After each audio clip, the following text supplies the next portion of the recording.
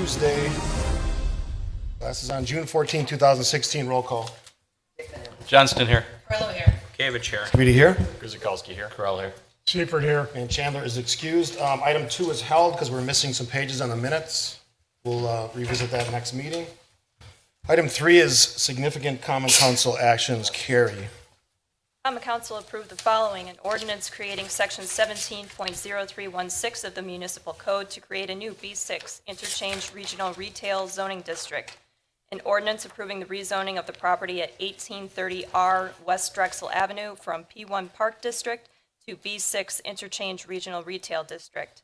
An ordinance approving the rezoning of the properties at 7721 South Pennsylvania Avenue and 2100, 2200, and 2280 East Drexel Avenue, excluding floodway, flood fringe, and flood fringe districts to RM1 PUD. Approve the city's participation in the Regional Transit Leadership Council as recommended by the mayor. An ordinance amending the comprehensive plan for the city of Oak Creek, affecting the properties at 6304 and 6340 South Howell, and 137, 147, and 209 East College Avenue. A resolution approving a term sheet with Competitive Edge Software, Inc. for the redevelopment of the property at 7625 South Howell Avenue, and a resolution approving the land purchase agreement with the Waters Senior Living Holdings, LLC. Mr. Mayor. Thank you, Carrie. Moving on to a public hearing. Item 4A is a TID number 12 project plan and boundary public hearing on a proposed district boundary and project plan for tax increment financing district TID number 12. Carrie will read that public hearing notice.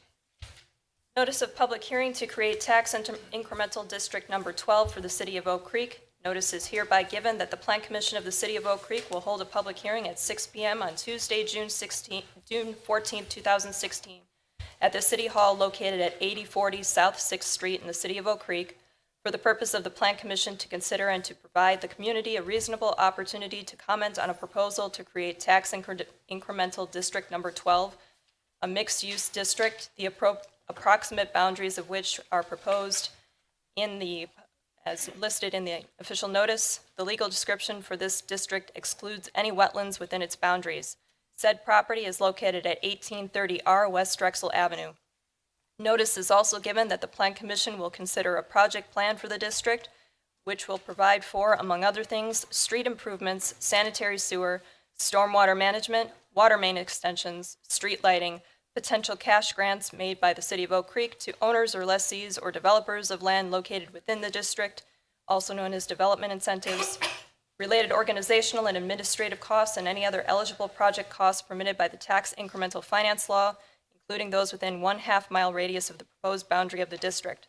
All interested parties will be given a reasonable opportunity to express their views on the proposed creation of the district, the proposed boundaries of the district, and the proposed project plan for the district. A copy of the proposed project plan, including a description of the proposed boundaries, is available for viewing at the offices of the city clerk at the City Hall, located at 8040 South 6th Street. A copy of the proposed project plan will be provided upon request. Any persons with questions regarding the proposed creation of the district may call the Planning Department at 766-7000. This hearing may be adjourned from time to time. Dated this 10th day of May, 2016. City of Oak Creek Plan Commission by Stephen Scapiti, Mayor. All set? All right. If you would like to speak on this issue, you should have completed a public comment form. Please turn those in to me. I will call out your name, and I will just ask you to say your name again and your address for the public record. Speak specifically to this agenda item, and you'll be timed for 3 minutes. I'll give you a heads up when your time is up. You have something else, Carrie? Yeah, just want to give an overview of the proposal. Sure.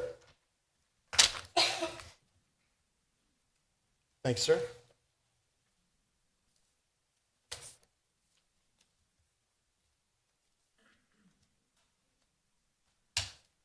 Projected on the screen is an exhibit showing the legal description and the proposed boundaries of the district. Little background: as part of the continued plans for the development of former agricultural land owned by Northwestern Mutual, the city is establishing a tax increment financing district to include the property at 1830 West Drexel Avenue as shown on the screen. Development on this property will include a destination retailer as well as a mix of complementary uses. The B6 Interchange Regional Retail District related to this development was approved by the Common Council on June 7th, 2016. Should the Plan Commission adopt Resolution 2016-02, the proposed TID number 12 will go before the Common Council for approval on July 19th, 2016. You should all have a copy of the proposed project plan, which was also reviewed by the Joint Review Board at a public meeting on June 1st, 2016. Final review by the Joint Review Board will occur following council approval. Staff's recommendation is that the Plan Commission adopts Resolution 2016-02, approving the project plan and boundaries for Tax Increment Financing District Number 12. This is a public hearing. As the mayor discussed, he will call your name, and you should come to the podium and state your comments. This hearing is now open. First up is Tom McAvoy. Come on up.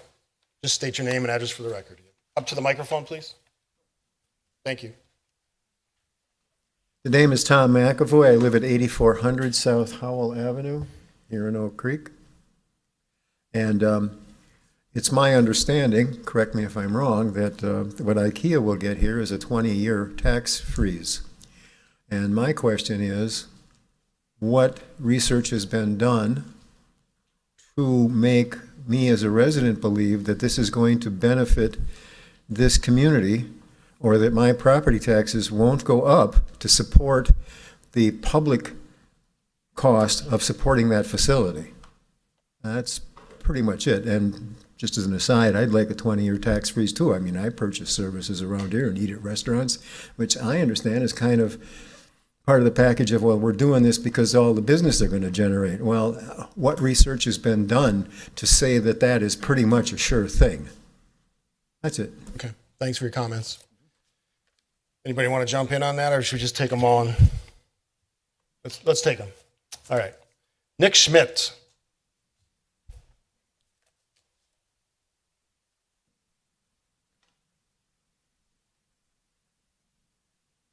'7842 South 13th Street. I have that memorized Nick. by now.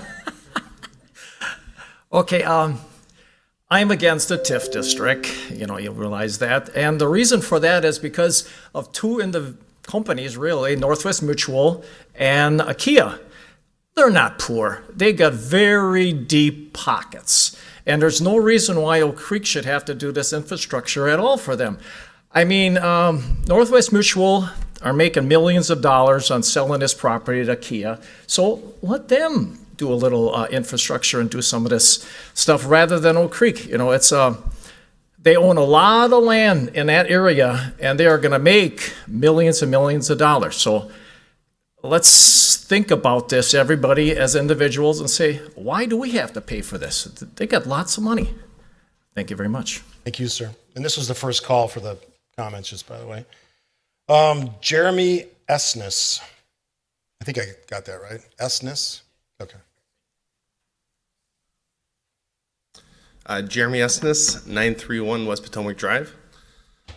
I also do not support the TID. I don't believe we should be subsidizing, essentially giving corporate welfare to a business that makes or has sales in excess of $50 billion a year and is very profitable. Last week, a council member stated that it was selling a high-end retailer. It's not a high-end retailer. It's selling affordable, relatively cheap pressed wood furniture from China. It'll take 20 years for us to make a dime back off this investment as a city. In the meantime, every taxpayer is going to be paying for that IKEA. In 20 years, we don't know that store's going to be there. How many businesses in the last 20 years failed? Large companies in the last 20 years have failed and gone down hard. And if that IKEA decides to close that store or leaves, what are we left with? An investment that went nowhere and it cost us a lot of money. I just don't feel it's in the best interest of the city or the taxpayers to publicly fund a private business. Thank you for your time. Thanks for your comments. Edward Lasowski.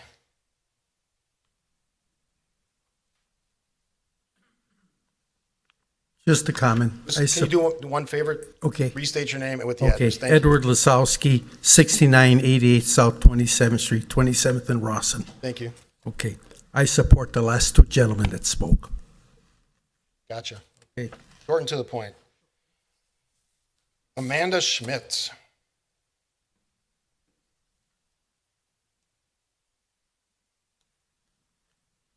Amanda Schmidt, 1830 West Drexel. I am also against doing this district for the fact of the school. The school is going to find $0 for 20 years, correct? My daughter's 2. She's going to be probably graduated from college by the time the school district sees any money from this. So I am against it, and I also agree with everyone else. Northwestern Mutual has a ton of money. Let them prepare the land. Let them pay for it.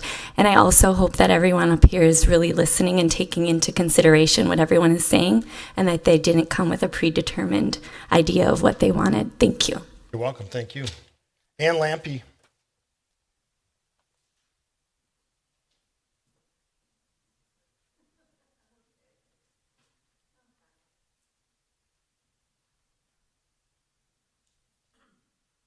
Good evening, Commissioners. Before I start, Mr. Mayor, I did time my statement.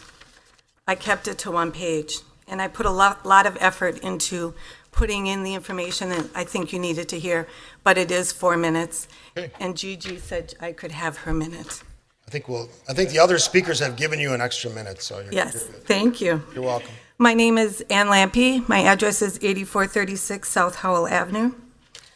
I am not anti-development. My past support of big box retail and the creation of Drexel Town Square proves this. After much research, I believe Oak Creek cannot afford this TID. What does Oak Creek get? Just enough to cover the administrative cost incurred and the hope that non-TID development will follow. But as our sons say, hope is not a strategy. The school district gets a fence. That's it for 20 years. What does IKEA get? The ability to pay for infrastructure they need out of their property taxes instead of their pocket. $13 million in property tax refunds, and the assurance that they won't incur any other tax burden. In effect, they're here tax-free for 20 years. In the development agreement, the infrastructure costs are capped at just over the anticipated costs. That means that any surprises are paid for by us. It also means that while the plan allows for costs within 1/2 mile, there will be no room in the TID to cover those costs. There is just one entrance to this district. The IKEA-generated increase of 1 to 1.5 million visiting cars a year is going to cause problems on Drexel. To address safety issues, a 3rd lane will be needed. We will have to pay for that. IKEA will also be exempt from special assessments. So the further extension of IKEA Way to 27th Street will either be paid for by us or will become part of another non-contributing TID.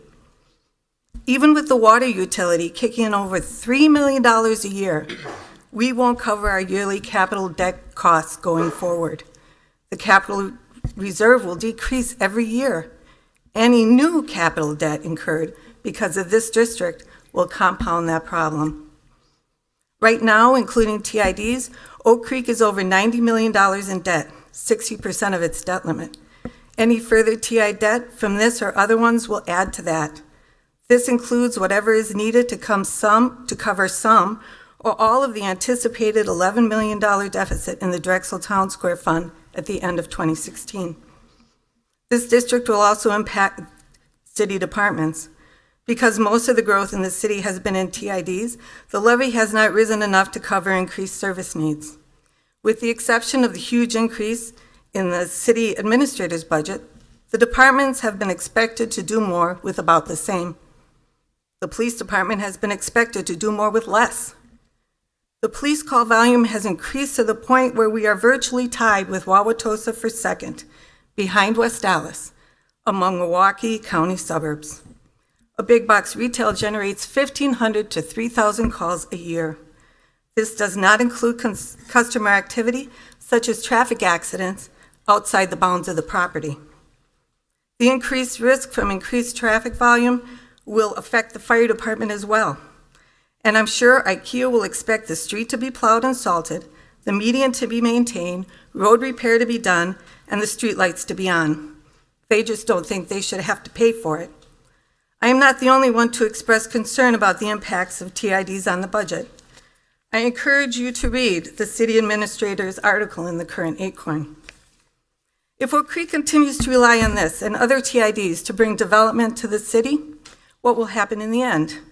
We will be asked to raise the levy in a referendum. Those of us that have put our taxes into the pot will be asked to pay more. We've heard a lot about how many people asked for IKEA. They just didn't know it comes with a huge price tag.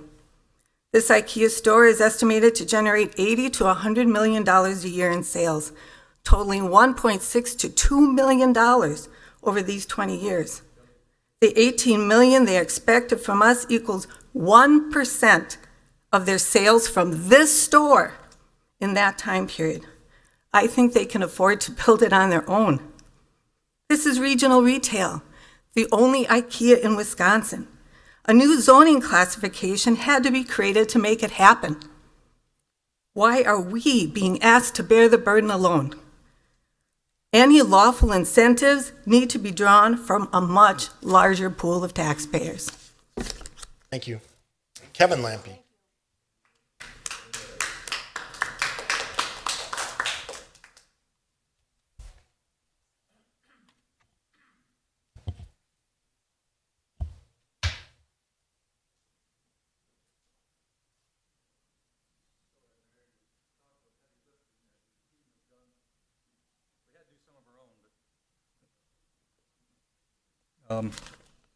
Thank you for giving Ann an extra minute. Kevin Lampe, 8436 South Howell Avenue.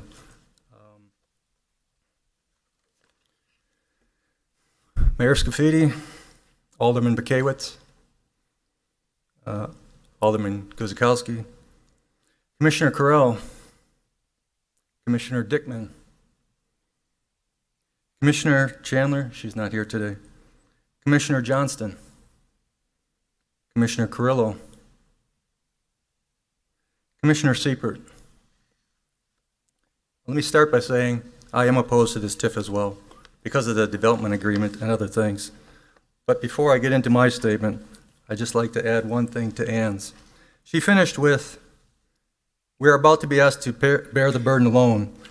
Any lawful incentives need to be drawn from a larger pool of taxpayers, such as the one in Merriam, Kansas." You know how they funded this? They funded it through sales tax. The entire state funded IKEA to come into their state. We, the city of Oak Creek, 30,000 people, are asked to do the same thing that entire state did. So why didn't IKEA try that with the state of Wisconsin? Well, I believe years ago they tried and failed. I think Wisconsin knows better.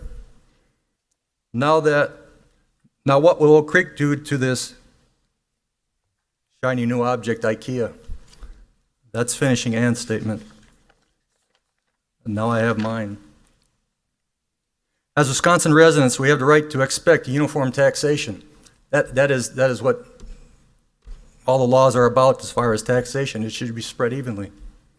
Any exception to that needs to be narrow in scope and keeping with the goals of the state.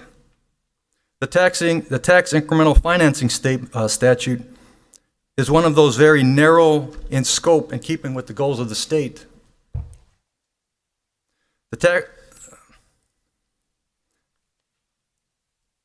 When it was created, TIF, its purpose was to take care of blight conditions to promote industrial growth. And blight. Why those two things? Blight, by its very nature, represents an area that has gone through its development life cycle. It has paid taxes and is ready to contribute again. The growth of industry is an important goal because it grows the city. It brings higher paying jobs and creates wealth. Delphi is a prime example. It paid taxes for 45 years. By bringing dollars into the community. It grew Oak Creek. Investing money into that blighted area after Delphi was done only made sense. Retail development takes money out of the community. In the case of IKEA, it just sucks it up and sends it to Sweden. When mixed-use district was added to the TIF statute, it wasn't to promote mixed-use development. It was used to pull mixed use into development to help pay for blight or industrial development. understand that. They needed mixed use basically as a blood pool to fix the blight or attract industry. You're not supposed to incentivize mixed use to come here. The money is going in the wrong direction. It's supposed to come the other way, to fix the blight, to attract industry.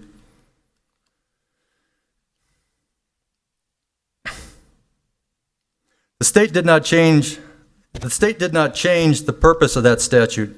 It brought in another tool, which is what I just said. Mixed use should be putting money into the district, not taking it out. The site of the proposed district is pristine agricultural land. It has not paid its taxes yet. It has not gone through its life cycle. Why should we, the city of Oak Creek taxpayers, whether you're residents or business, be paying for that? One might say, well, if IKEA didn't come here, we wouldn't get those tax dollars. Once again, let me state, that's a pristine property right next to the expressway, agricultural land. It's never done anything. It's never had anything blighted on it. It's right on the corridor between Milwaukee and Chicago. It's on a brand new expressway with a brand new off-ramp. You mean to tell me that we don't think Oak Creek is good enough to attract business without paying millions of dollars to bring it in? I suppose that's a question that'll have to be answered on the website, Mayor.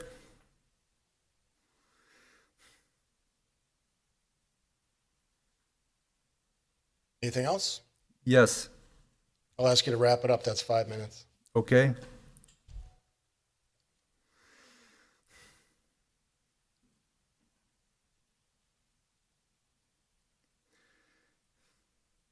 IKEA brought a big, bright, shiny object in front of the city.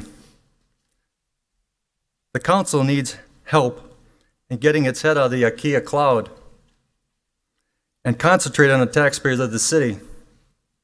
I hope the Planning Commission can help them do that. Thank you. Next up is Ryan Lampe.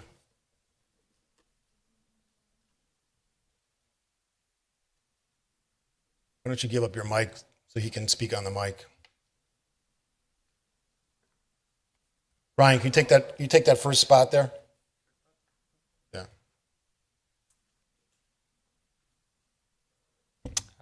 Good evening, everyone. Ryan Lampe, 8436 South Howell Avenue. I'd like to start simply by asking if who among Planning Commission or in this room, for that matter, are familiar and have read TIF law, Wisconsin State Statute TIF law. I don't expect you to, but I'm just curious by a show of hands who in this room has. Okay. If you wouldn't mind, Doug, handing these out to the Planning Commission. So tax incremental law, established, I believe, 1975, as previously identified, clearly to address issues of blight and to promote industrial use within our state. It was very clear, it was very concise, and that's all it was intended for.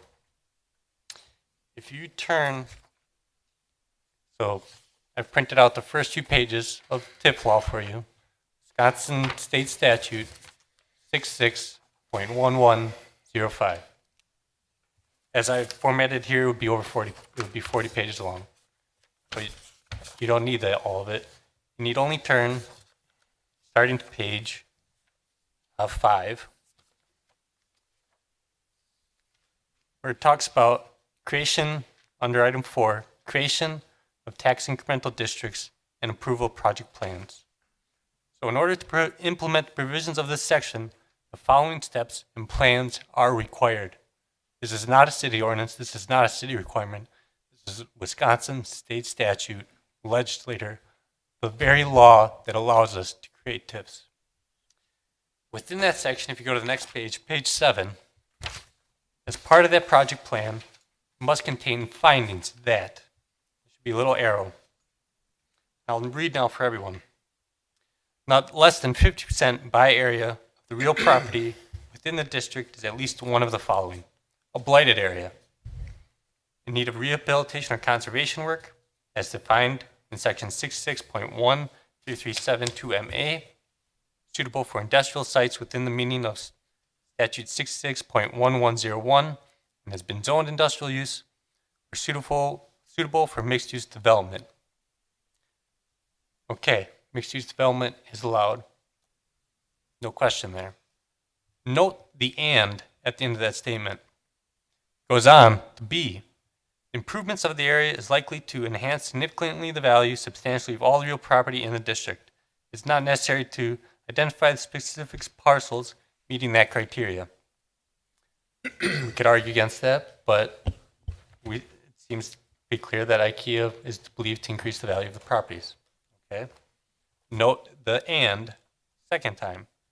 Project costs relate directly to eliminate blight, directly to serve, rehabilitate, or conserve the area, or directly serve to promote industrial development consistent with the purpose for which the tax incremental district is created under subdivision 4 period A.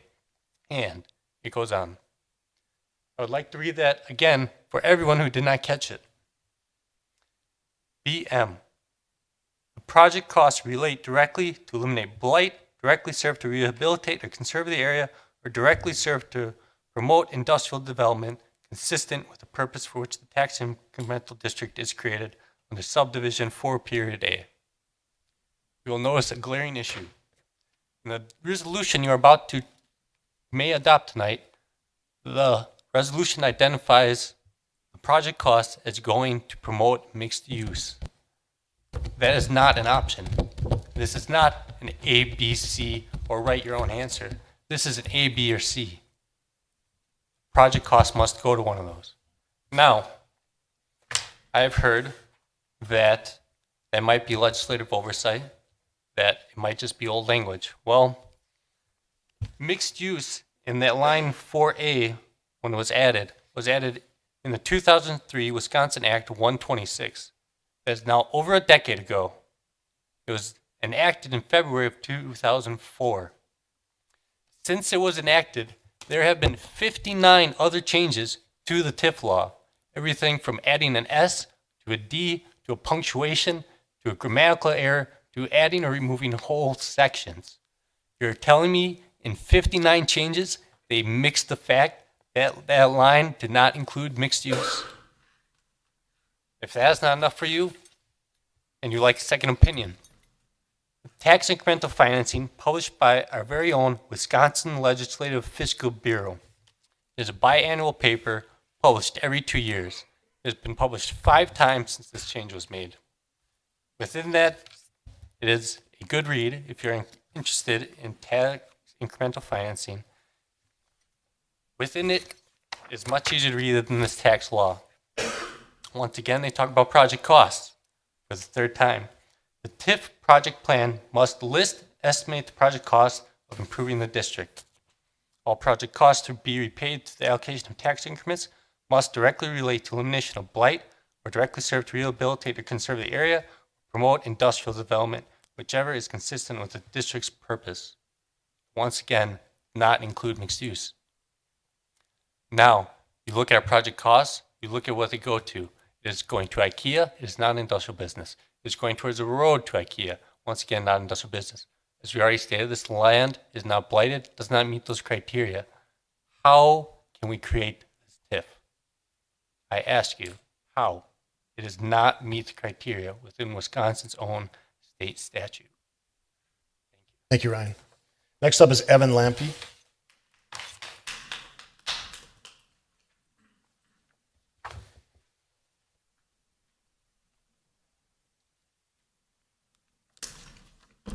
Hello, my name is Evan Lampe. I live at 3240 West Drexel Avenue, Franklin, Wisconsin. I'm a part of the Oak Creek Franklin School District. What's your address? 3240? 3240 West Drexel Avenue. Thanks. So, my brother Ryan covered a lot of the material I wanted to cover, but I want to reinforce something. Tax increment law contains findings that project costs relate directly to blight, directly serve to rehabilitate or conserve the area, or directly serve to promote industrial development. 3 things. Once again, none of those 3 are present.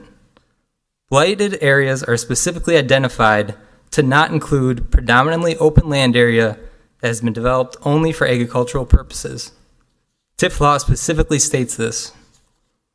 Rehabilitation or conservation also does not apply for the proposed district. There is nothing there to rehabilitate or conserve. It's open land. So once again, the only item left over that project costs could go to is industrial development.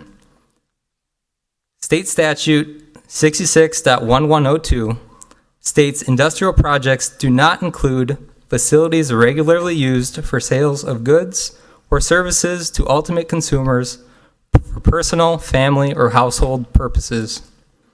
There's no ambiguity here. IKEA is not industrial. It fits exactly with what it is saying is not industrial. The only way this TIF could happen and assign costs to a retail development is through, once again, blight, rehabilitation or conservation, or industrial. It just cannot be done. Approving Resolution 2602 would be in direct violation of tax increment law, pointing to past examples of tax increment districts that have neglected to identify the requirements enabling mixed-use project costs does not make the blatant disregard of the law acceptable here. Oak Creek should hold itself to higher standards than that. I strongly recommend Resolution 2016-02 be denied. Violating both the letter and intent of the law out of ignorance and negligence would be inadvisable. Violating it after being made aware of the mistake would be unforgivable. Thank you. Thank you. Second call for public comment on item 4A. I don't have any more forms, so if you want to speak, you have to fill out a form. Third call and final call on item 4A. Seeing no more persons coming forward, we'll close the public hearing, move to item 5A. Discussion of TID number 12, project plan and boundaries, review and consideration of Plan Commission Resolution number 2016-02, adopting the boundaries and project plan for tax increment financing district TID number 12.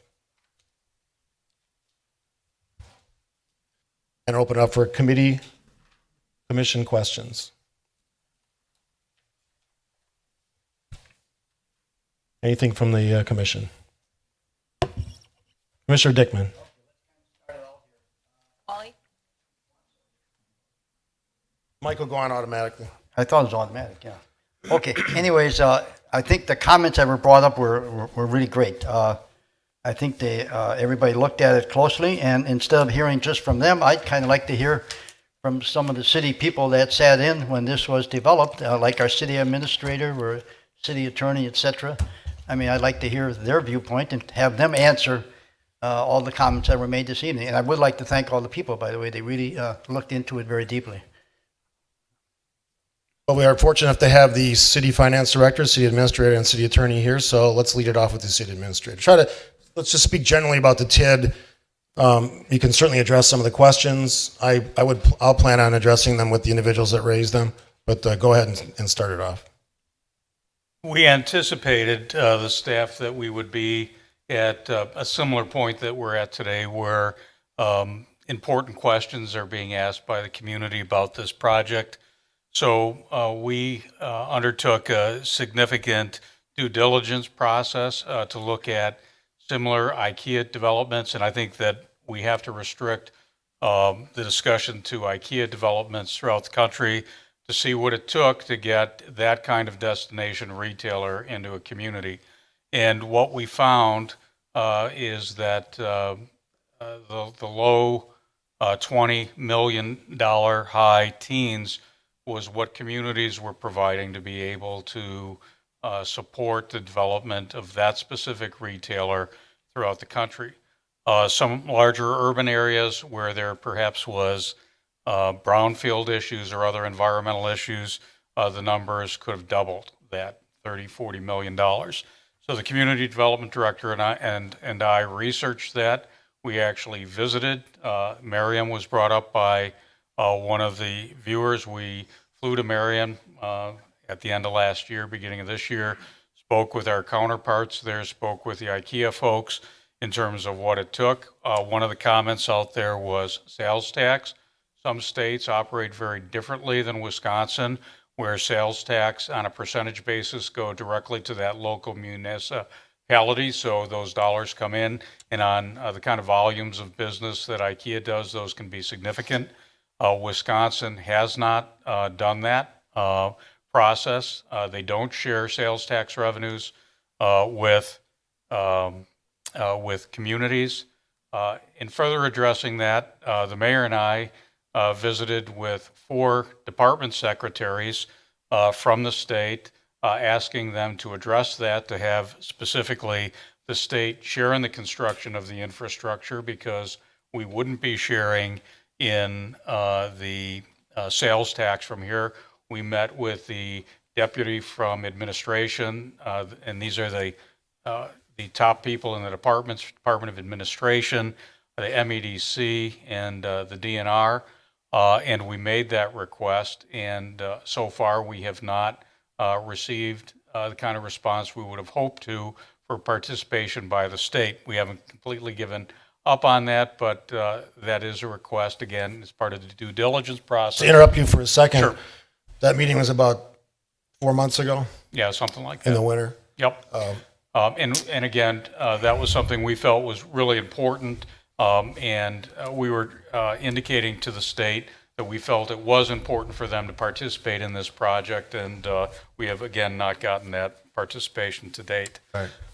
In terms of the TIF research, the staff uses its own attorney. We use outside attorneys. We use financial advisors in terms of what is permissible under the law and what is not.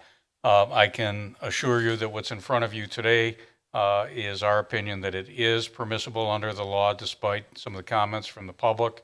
So we believe we are on the right path. Certainly debatable in terms of whether, from a public policy basis, TIFs are a good thing, not a good thing, and certainly that opinions can differ in that regard. I can tell you from the city standpoint, I think that change projects, Drexel Town Square, Oakview Business Park, Lakefront, the interchange at Drexel and 94 are going to be long-term plays for the community, are going to result in significant tax value that wouldn't have otherwise been there. There was discussion about the Delco property or the Delco business on this site. While they were running, the last year that they were up and running, the total assessed value of this project, at a 1 million square foot facility on it, 80 acres, was about $14 million. At the end, and of course it had 4 to 6,000 jobs at some point. At the end of the build out at DTS, we expect $200 million. More than tenfold, 15-fold increase in what the value is. Not possible without some of the TIF financing. I think the same will hold true for the 94 Drexel corridor. We expect that there will be, the IKEA project is really an important project to set the tone in that area. We expect significant additional development to take place in that area that will benefit the community, the taxpayers, and help provide the services that the city residents have come to know and enjoy. I'd also point out from a tax basis, I think, and the council's aware of this, our net taxes over the last 10 years from the city perspective have not gone up. So if you look at the community as a whole, growth has increased our tax levy a couple $1 million, but those $2 million or so have not been on the backs of current taxpayers. So I think the city has an absolutely excellent record in terms of maintaining a high level of services and not increasing taxes. And I think that's really somewhat unheard of, in other communities throughout the region. One other note in terms of tax increment districts, the city has a history of being conservative in its districts. We have generally closed out all of our districts early, earlier than we can statutorily. We provide protections, pay-as-you-go. For instance, the IKEA district, the District 12 is a pay-as-you-go. If the tax dollars aren't generated, they're not given. Simple as that. There's no risk on the part of the taxpayer. And again, that's part of conservative nature that we use for the district. So we're laddering our districts up. We create new ones. We also take them off the books, and we've been very effective in doing that. We provide those reports to the council on an ongoing basis. So again, I think that's a record that we can be proud of and also stand on and saying, how can you be sure that these are going to happen? We oftentimes hear that in these kinds of debates. And I think what we can say is based on the successful records we have in the track record, we have a pretty good idea that that these will be successful and will operate as projected. So those would be some initial comments. Thank you, Jerry. Bridget, you have a few comments to make? Thank you, Mr. Mayor. Just a few comments in terms of some of the items that have been said tonight. When you look at the city's overall outstanding general obligation debt, that is 90 million at this point. Of that 90 million, 27.2 million is related to TIF debt. So that is just 30% of the city's outstanding debt related to TIF. Moving on to the next topic of equalized value.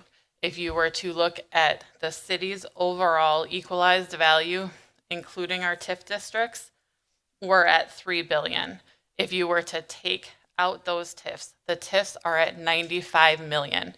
So that is 3.19% of value within our TIF districts that is a part of our overall equalized value. So those are the two for you tonight. Thank you. Anything? Thank you, Mayor. I can just echo some of the comments that were made by our city administrator in response to some of the comments regarding the TIF statute. I mean, in terms of it, the resolution before the Plan Commission tonight to accept the project plan states that project costs do directly relate to creating the mixed-use district. This is authorized. This is my opinion as city attorney. We have conferred also with outside TIF counsel for that purpose. We are confident that the Department of Revenue will accept this resolution if that is the decision of the Plan Commission, because we've met the requirements under the statute. I am satisfied in that regard that mixed-use TIFs are permitted under the statute, and any costs that are expended in furtherance of developing this mixed-use project are qualified project costs. So to that end, I'd echo what's already been stated. Thank you. And I'll just say this, a lot of traction is attempting to be made by saying the city's somehow in financial trouble. We actually are in a better financial position today than we were 10 years ago, by every measure possible. And that's not us saying that, that's independent auditors that say that. And I have a stack of documents where they say it. And they spend weeks looking at every transaction, everything that we do. That's the reality.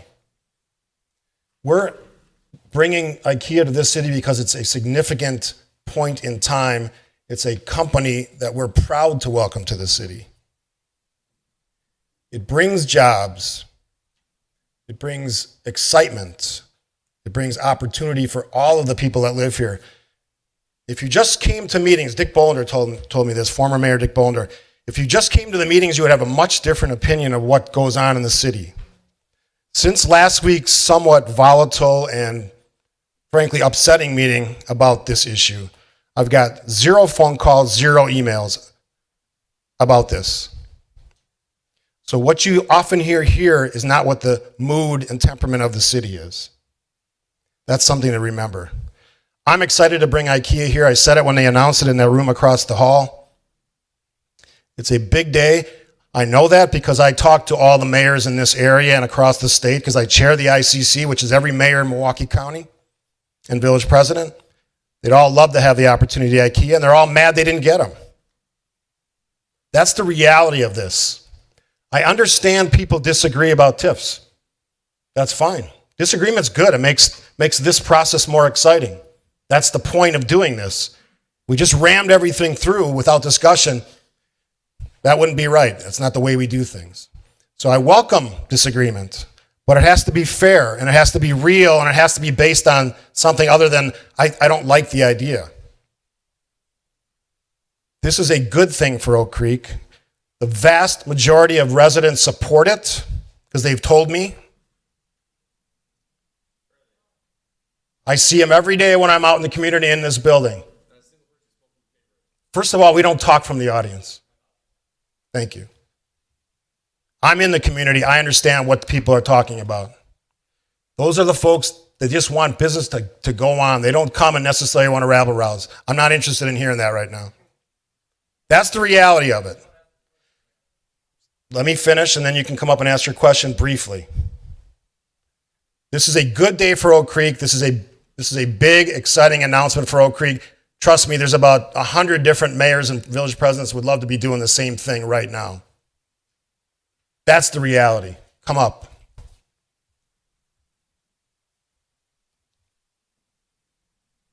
My wife told me to take a breath after I speak, so I'm going to do that. Kevin Lampe, 8436 South Howell Avenue. I just have one question. Actually, I did meet some of the people who liked the notion of IKEA coming here. I did happen to meet some. Was just at the veterinary clinic. We had to take our dog in. Talking to the person there, she did like that. She was excited. When we started talking about what it was going to cost her, like she backed up. It was like, really? How many other people who are excited about IKEA know what the cost of that to the city of Oak Creek is going to be? That's my question. I would Mayor. answer that question that they understand what TIF financing is about. That it's not a property tax source. It's really a rebate of the taxes they pay. Excellent response, Mayor. But if IKEA goes in there, no other professional business can go in there. So we are losing the opportunity cost for that very property. The only thing they control is the property they're on. There's many other areas around there that will develop as a result of this development. It's a chain reaction. I'm glad you brought that up, Mayor, because for the next 20 years, according to the development agreement between IKEA and Oak Creek, they will pay nothing. We won't be able to special assess them, so any impact they have, whether it's repairing a road, they will pay nothing. That's what's in the development agreement between Oak Creek and IKEA. They will not pay property taxes for 20 years. Granted, they are paying the taxes, and then every July 1st, the city will refund every dollar except the road that they will have to pay part of, which if it was a normal development, they would have had to pay that upfront anyway. Actually, maybe Northwestern Mutual would have had to pay that, and then that cost of the road would have gone onto the property. Mayor, you're looking at me like I'm blah, blah, blah. Because I understand. I hope the rest of you are not hearing me as blah, blah, blah. I understand what investment in infrastructure means. A lot of people are afraid of it. We're not afraid of it. That's what it is. Roadways allow for development. That's what you're talking about. Correct. I've given you more than enough time, Kevin. Thank you, Mayor. If that's all the time you're going to get, we've done some of our own heavy lifting. And You guys have done your homework. I appreciate it. I just disagree. If the extra few minutes you've given us is enough to make a 20-year decision, otherwise, I encourage the aldermen and the commissioners to continue asking for more input before you make your final decision tonight. Perhaps the motion should be made to delay it at least to get a better understanding of what you're going to get into for the next 20 years. That is my recommendation. Thank you, Mayor. Other questions from the commission? Hold right now. Other questions from the commission? Yeah. Mayor, maybe you can explain actually how a TIF works and what happens. I'm going to hand it off to the finance director, Jerry. Okay. You're much more skilled in explaining that process than I am. Where to start? Generally, the concept of a TIF district is, but for the development of the district, either blights aren't going to be eliminated, development isn't going to occur, or the kind of development a community wants isn't going to occur. We use here in Oak Creek, and other communities may have a little bit different perspectives on this, as a way to create the kind of development in the community that we think has long-term benefits for the community. There is a short-term basis where the taxes that are paid by the entities that are within the TIF district can be reused to support the infrastructure, take care of the blight, or create incentives necessary to create those projects in those districts. Those are not dollars that come from outside the district. Those are not taxpayer dollars that come there. They are dollars that are generated from within that district, and that without those incentives probably would not have occurred. Current value of the 50 acres in TID 12 is $10,700. It's agricultural land, as was reported. That generates practically no tax dollars for the community. With a major destination retailer like IKEA, we expect to get land values of something like $1 million an acre on our 94 frontage. This is a long-term play that the city did. It was part of a complex land transaction, actually 2 land transactions between the city, the county, Northwestern Mutual, the school district, and West Park back in 2012. We wanted to get what had been then parkland into a development format. And so we exchanged land that was actually very good recreation and parkland for agricultural land with the intent and purpose of creating taxable value, high taxable value along 94. At that point, our goal was to seek values of about $1 million an acre. At that point, it was laughable by some people. You would never get that. Well, that's what you're going to see out there. You're going to see $1 million an acre, not only for the property that is the IKEA site, but the commercial property or industrial property or residential property that may be to the south. We expect that there's also very significant acreage that's west of this property, as well as on the east side of 94, that, as the mayor said, will likely develop significantly. There is real interest in development of those other sites. So while there may be the incremental dollars that are generated from the IKEA project that are plowed back into that project, the new dollars that are going to be from some of the other spin-off development will come in and support services and improvements necessary in the city. So that's the strategy we have. It's generally been very effective in doing just that. And then we try to close out the TIF district as early as possible. So if we have more dollars that come in that were projected, we can actually close the district early. That's kind of a high-level discussion of TIF. Other questions? Hold on. Alderman Vakievich. I won't go on about the TIF. Jerry's covered it, and he has far more knowledge of it than me. Again, I don't pretend to be an expert in TIF law. I did not go to law school, anything like that. So again, I won't offer my opinion on that. I trust the council we get at the city as being right and on. I have to applaud the mayor. He is right. This city is in better financial shape than it was 10 years ago. We've also seen a very dynamic growth rate in the last 10 years. And much of it is attributed to TIF investment. And I like to call it TIF investment because that's what it is. It's an investment in this city's future. I may not reap the benefits of it this particular time or day, but future tax bases will be built upon this. I look upon IKEA as a once-in-a-lifetime impactful opportunity for the region, okay? And it landed squarely in Oak Creek. So somebody said we specially created the B6 business district to accommodate that. We didn't have to create that B6 designation. We did that for really three things, in my opinion. We did it to streamline the planning process, be more efficient with planning process, and be more transparent. We could have just really did it with a B4 or a B5 and just came through and gave exceptions on everything we had to do for buildings over 250,000 square foot.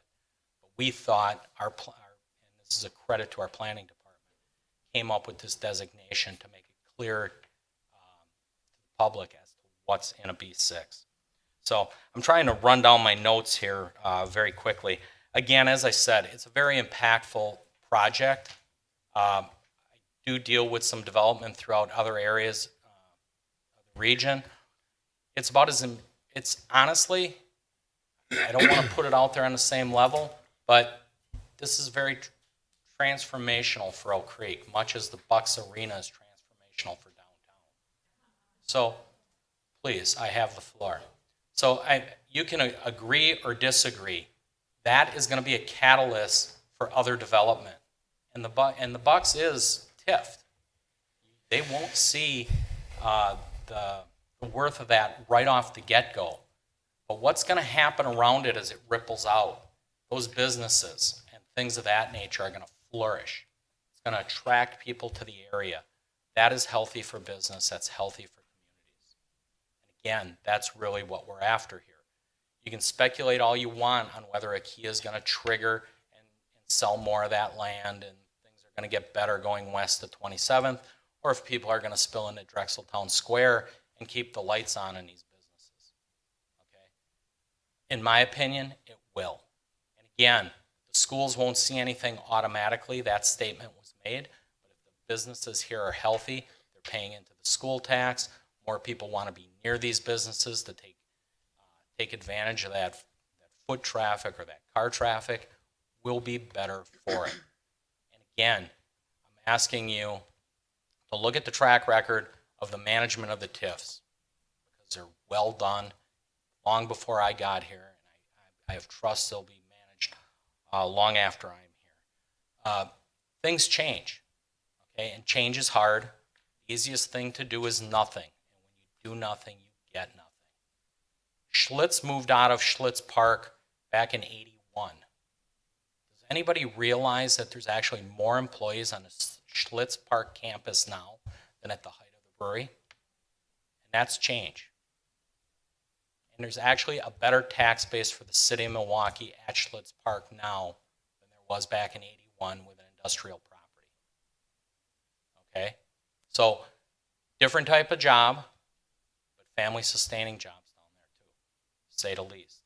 So, again, I have the floor, please. You don't have to agree with me, but please respect Robert's Rules of Order up here. There is a procedure for that, and we ask that you respect it. So, again, we appreciate you putting out your opinions, but we're trying to improve the community the best way we see fit. Unfortunately, this landed in an area that wasn't very popular to some people. No matter where some things go, it's not always going to be popular, okay? But again, for the greater benefit of all, you really have to look at what's impactful and what the long-term process of this is, and get up at that 30,000 foot level and take a look and try to have a crystal ball into the future. Now, can the economy turn? Can things tank? Sure, they can. But with the staff we have here, they have safeguarded, and with the TIF records, even through the recession, we managed to close out TIFs, as Jerry said, by laddering them. Okay? Greenfield's doing the same thing. They have 84th South going on. Huge, huge TIF district going on in the city of Greenfield. I grew up close to that area. I don't believe any of that was blighted property. So again, I don't think the city of Greenfield's making a mistake at what they're doing, and I don't think we are. Thank you. Any other comments from the commission?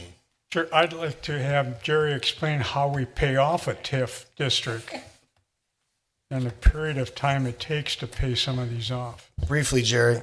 Sure.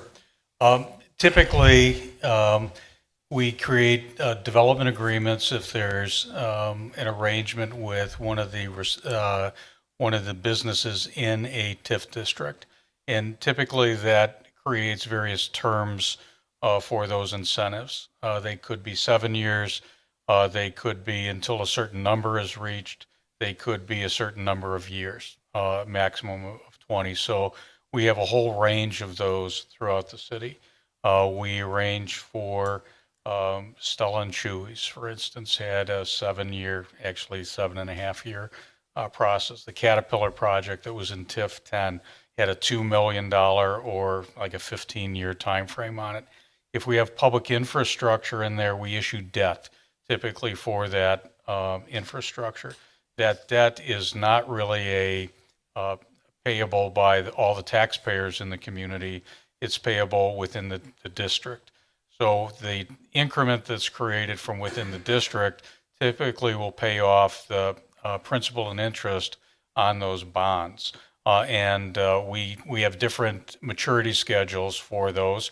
And if we accumulate excess dollars, which we can do, we can defease, what's called defease, those bonds early, where we essentially have the money in place to pay those bonds, and we can close those districts early. That has typically been our record. We've just closed last year District 4, 4 or 5 years early. That's the district on Howell Avenue. We just closed 9 last year as well. We're only 5 or 6 years out of 20 years into that. The year before, we had closed, I think in 5, we had closed.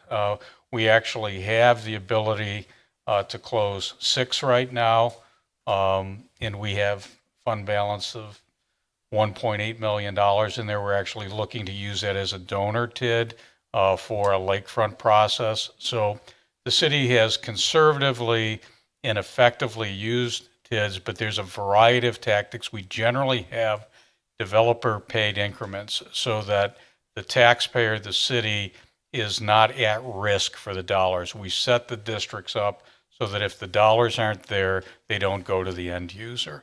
And they're not an obligation, if you will, on the part of the taxpayers. Commissioner Correll, and then I'll go to Mr. Grundy. Just to follow up on the administrator's comments, how many open TIF districts? Currently 5. So we've retired 6 and 7. Because this would be 12. So we've retired 6, 5 open. This will be 12. Okay. And the structure in this TIF, you stated the non-risk to the city or the developer bearing that burden. How is the structure of this particular proposal fit? The way it's structured is the first dollars that come in from the increment pay the bonds for the infrastructure, the roadway and the water and sewer infrastructure, which are a little over $5 million. The next payments that are made go to $50,000 a year for administrative expenses to be able to support the finance, legal, and administrative operations of the district. Again, so those costs aren't borne by the taxpayer. The remaining dollars are payable to IKEA, the entity, up until $13 million are reached, or up until the end of the district, which is 20 years, which would be 2036. Just a follow-up comment, Mayor, in agreeing with Dan's comment. Obviously, on the legality of it, that's above my pay scale. We have to trust the city's council on whether or not it meets the requirements, and obviously we do that. I also respect the administrator's comments that this is a point of disagreement, and I think the biggest issue when you have extremely successful businesses like Northwestern Mutual and IKEA, there seems to be some heartburn over where that lending hand goes out to. And so with that, based on everyone's comments, I think are very appropriate, well researched, I think there is reason for us to have this discussion and varied opinions on what's the answer. Thank you. Briefly. Ron Grundy, 9160 Nicholson Road. I don't understand all of the financial things going on here very much, but I do know that when they come down the road with the sewer for my place, they handed Mr. Verhalen and I a bill for $40,000. Because you guys can afford it. We had, but outside of that, I really believe the council and the city is going in the right direction with a lot of the development we have going on. However, the IKEA is furniture store, a retail furniture store. And it seems to me, I sat in a lot of these meetings where they said, we're not going to do this big box stuff anymore, and that's one of the biggest boxes around. Except remember American and Madison, 10 or 12 years from now, where is IKEA going to be? I don't know. I would rather see people concentrate on companies coming in here, maybe high tech. I know we're not going to go back to the smokestack days and have all of these jobs, but IKEA comes here with jobs that are not family sustaining jobs. And, for $9, $10 an hour that they're going to be paying, the taxpayers and the people of the state, wherever, we wind up subsidizing insurance. We wind up subsidizing with food stamps and stuff like that because they don't pay a living wage.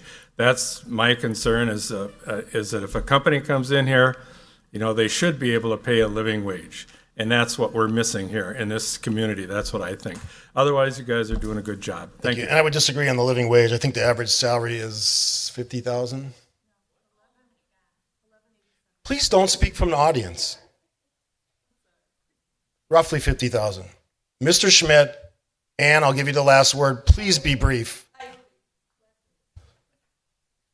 I mean like 30 seconds brief. Okay, thing I'm against it, this is a proposal and the reason for that is because these two companies coming in are millionaires. I mean, maybe could be billionaires. They have a lot of money. So why do we have to, did anybody approach Northwest Mutual to say that, hey, would you help? Don't make this a TIF district and we'll help pay for this for IKEA going in? Or will IKEA leave? And they won't even come here because it's not a TIF district and they won't give any money for it. Why don't we find out from them? Northwest Mutual is going to lose a lot of money. So they should be able to come in and say, hey, we'll help out. We'll help out Oak Creek and give them some money so we don't have to put all this money into the TIF district. All right, thank you. Ann Lampe. Mr. Peterson, you talk about retiring TIDs early, according to the development agreement.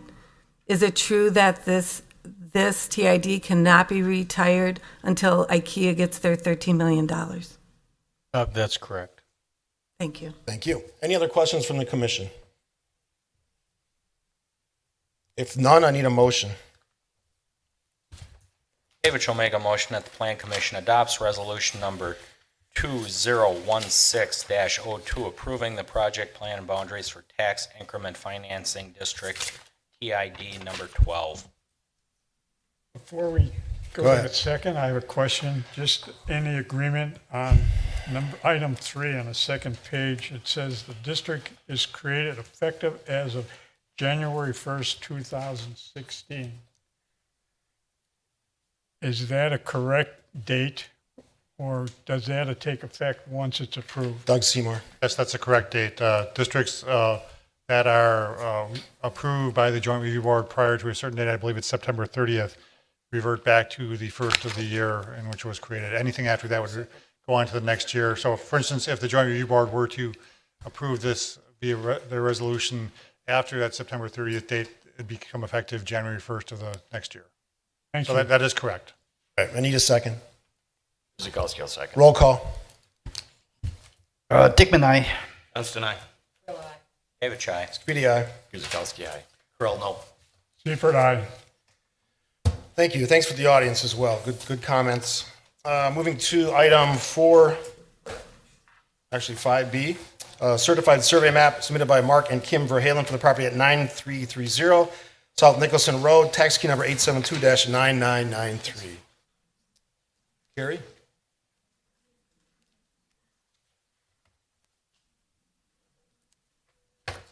Mr. Mayor, this is an application to create a parcel for the existing house that is located on the southwest portion of the lot, which is in red on the screen.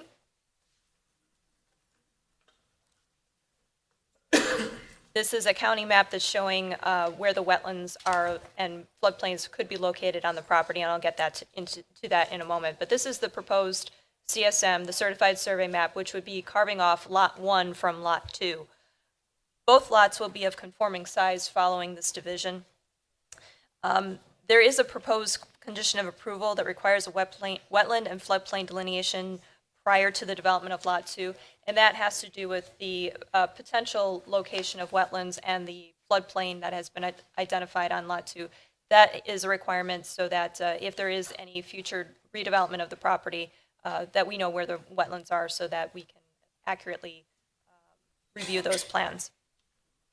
The applicants have stated that there are plans to redevelop, and they are currently working with the DNR and some others to get those natural areas delineated. No other development is proposed at this time with this proposal. The staff recommendation is that the Plan Commission recommends to the Common Council that the certified survey map submitted by Mark and Kim Verhalen for the property at 9330 South Nicholson Road be approved, subject to conditions 1 and 2. Mr. Mayor. Applicant is here. Open it up for questions from the commission. Any questions? Anything to say? No? Don't make me yell at you for talking from the audience. If no questions, motion on. Correll moves the Planning Commission recommends the Common Council its certified survey map submitted by Mark and Kim Verhalen for the property at 9330 South Nicholson Road be approved with the following conditions. 1, that all technical corrections, including but not limited to spelling errors, minor coordinate geometry corrections, and corrections required for compliance with the municipal code and Wisconsin statutes are made prior to recording. 2, that a wetland delineation be completed on Lot 2 by a Wisconsin DNR approved professional prior to redevelopment of Lot 2. Should the survey indicate the presence of wetlands, a new CSM or affidavit of correction shall be submitted to the City of Oak Creek for review and approval per municipal code. A note with this requirement shall appear on the map prior to recording. Seifert seconds. Roll call. Hickman, aye. Johnston, aye. David, aye. Scafidi, aye. Guzekowski, aye. Correll, aye. Seifert, aye. Good luck. Moving on to 5C, it's a review of conditions and restrictions for a community-based residential facility submitted by Joe Frederick and Brian Schoenlieber for the property at 7801 South Pennsylvania Avenue. Tax key numbers 779-9010. Carrie. Or Pete. Pete. Yes, at the May 24th Plan Commission meeting, the Plan Commission recommended that the Common Council approve a proposed conditional use permit for a CBRF, also known as community-based residential facility, with a capacity of more than 8 persons, but no more than 20 persons located at 7801 South Pennsylvania Avenue. At that time, staff was directed to draft the conditions and restrictions for this conditional use permit, and it is included in your packet. The conditions and restrictions are very similar to the CBRF that was approved over on Willow Drive. Some of the things I just want to point out, just like we had for the CBRF and Willow, on page 2, sub B, I have it highlighted, talking about all plans for buildings, additions, or exterior remodeling shall be submitted to the Plan Commission for review and approval prior to the issuance of a building permit. So we talked about a concern staff had with the proximity of the proposed building next to the wetland. We'll be working with the applicant on that. Staff did contact the DNR. They concurred that there was no issue with what was being proposed. However, we will continue to work with engineering and rest of staff to work with the applicant for siting that facility. And then on page 4 or 5, under permitted uses, we talk about what is permitted under the RS1 single family residential and RD1 two family residential, section sub B that does allow for one CBRF with at least 9 but no more than 20 persons. Having said that, staff recommends that the Plan Commission recommends that the Common Council adopt the conditions and restrictions as part of the conditional use permit, allowing a community-based residential facility with a capacity of at least 9 but no more than 20 persons located at 7801 South Pennsylvania Avenue after a public hearing. Mr. Mayor. Thank you, Pete. Questions from the commission? I'll go to Commissioner Dickman, then Alderman Bekavich. I just want to ask if the developer agrees with the time of compliance, that the 12 months, time period is adequate? Is there someone here? Oh, okay. Name and address for the record. Good evening. Brian Schoenlieber, 5300 South 108, Hales Corners, Wisconsin. And the question was?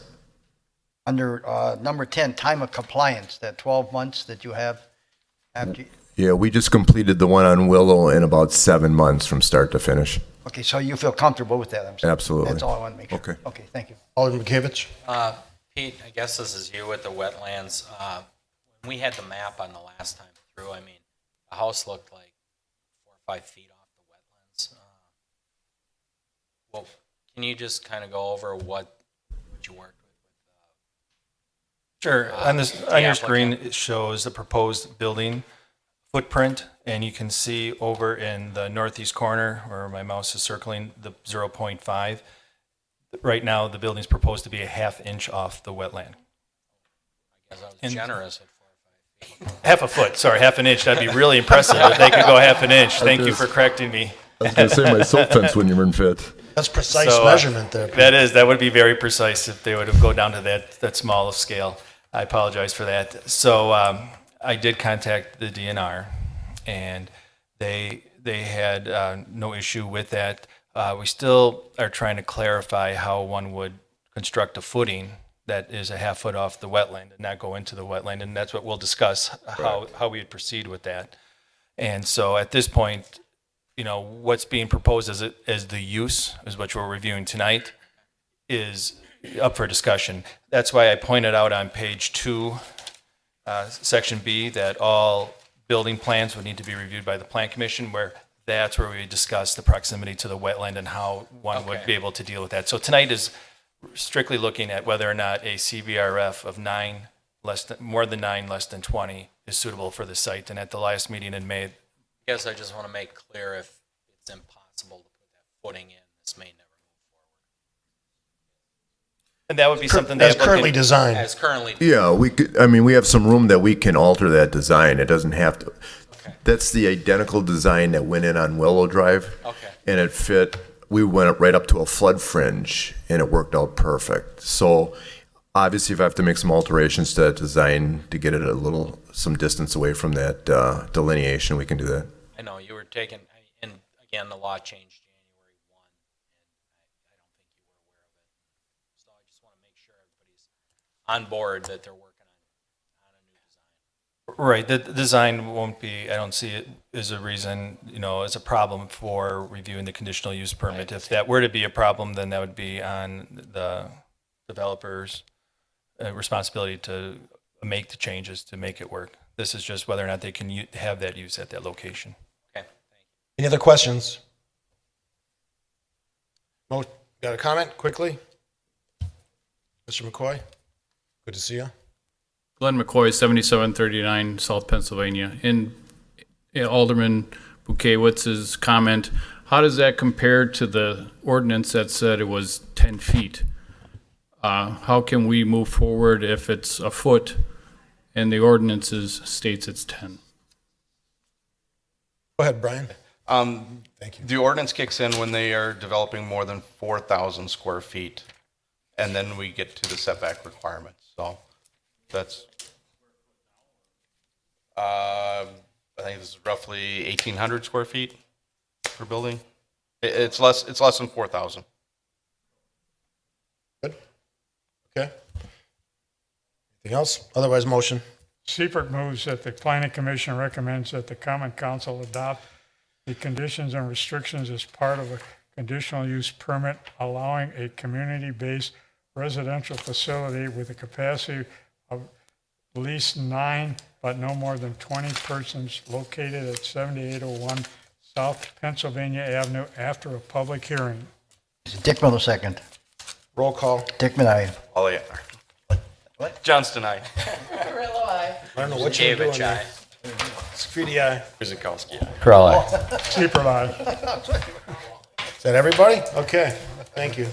Moving to 5D, it's a rezone on a conditional use permit request submitted by Brent Wampler Custom Facilities to rezone the properties located at 7008 and 7018 South 27th Street from B2 Community Business and B3 Office and Professional Business District and portions of 2500 West Rawson Avenue from RS4 Single Family Residential and RD1 Two Family Residential to B4 Highway Business with a conditional use permit for automobile sales and service and a car wash on the properties at 7008, 7018 South 27th Street and 2500 West Rawson Avenue. Tax key numbers as listed. Pete, Carrie, you guys got to give me a signal or something so I know. I'll take over from here. Okay. Go home, Feedback Pete. going on. Go home, Pete.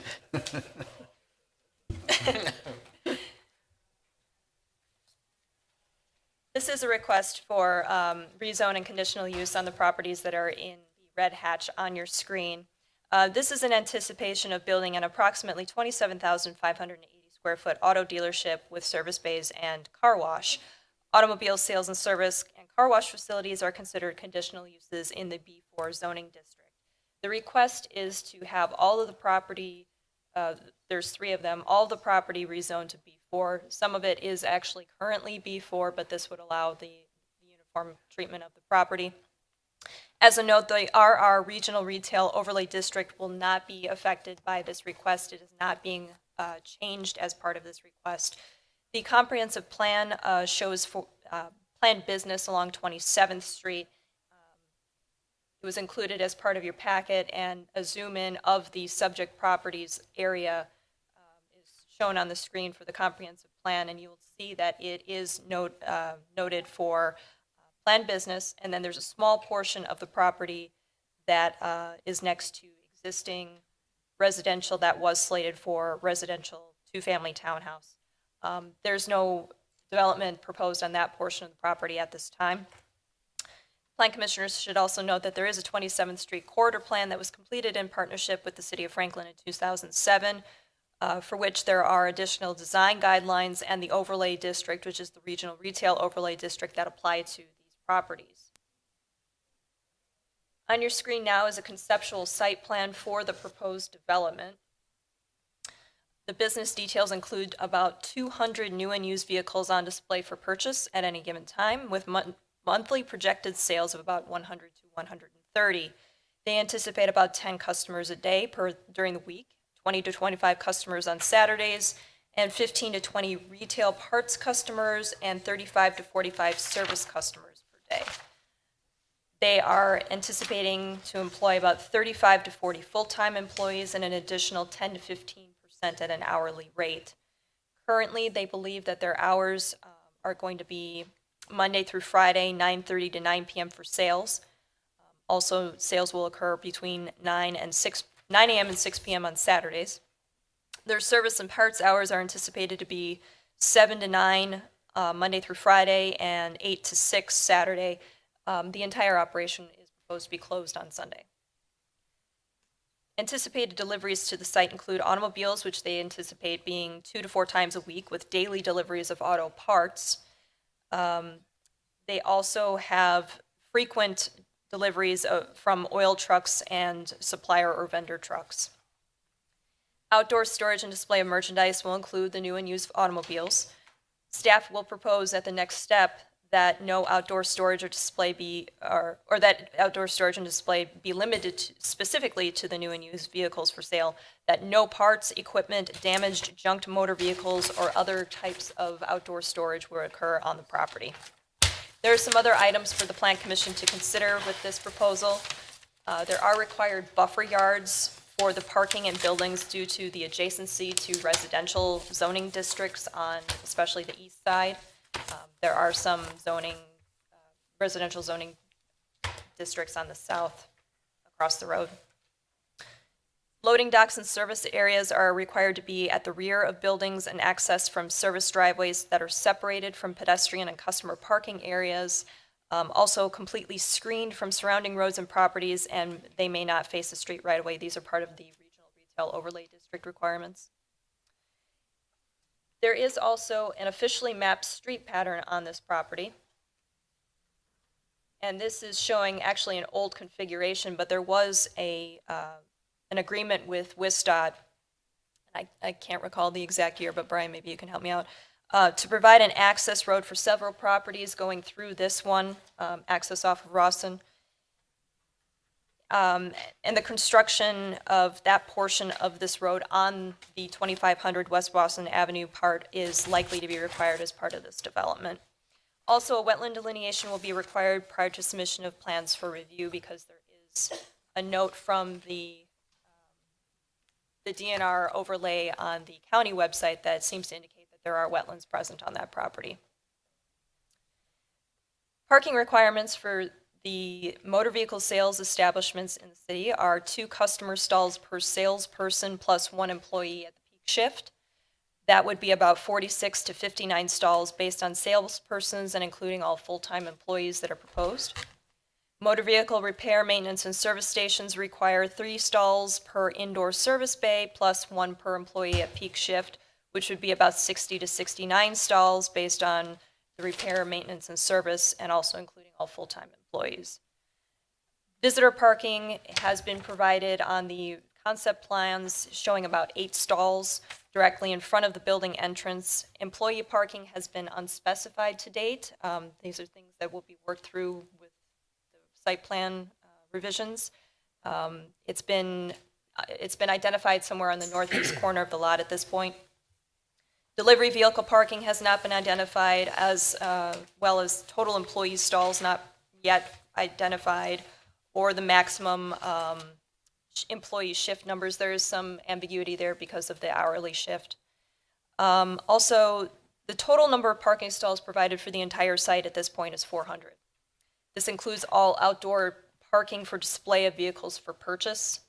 Customer, visitor, delivery, and employee stalls will have to be clearly identified on revised plans for the Plan Commission to review at a later date.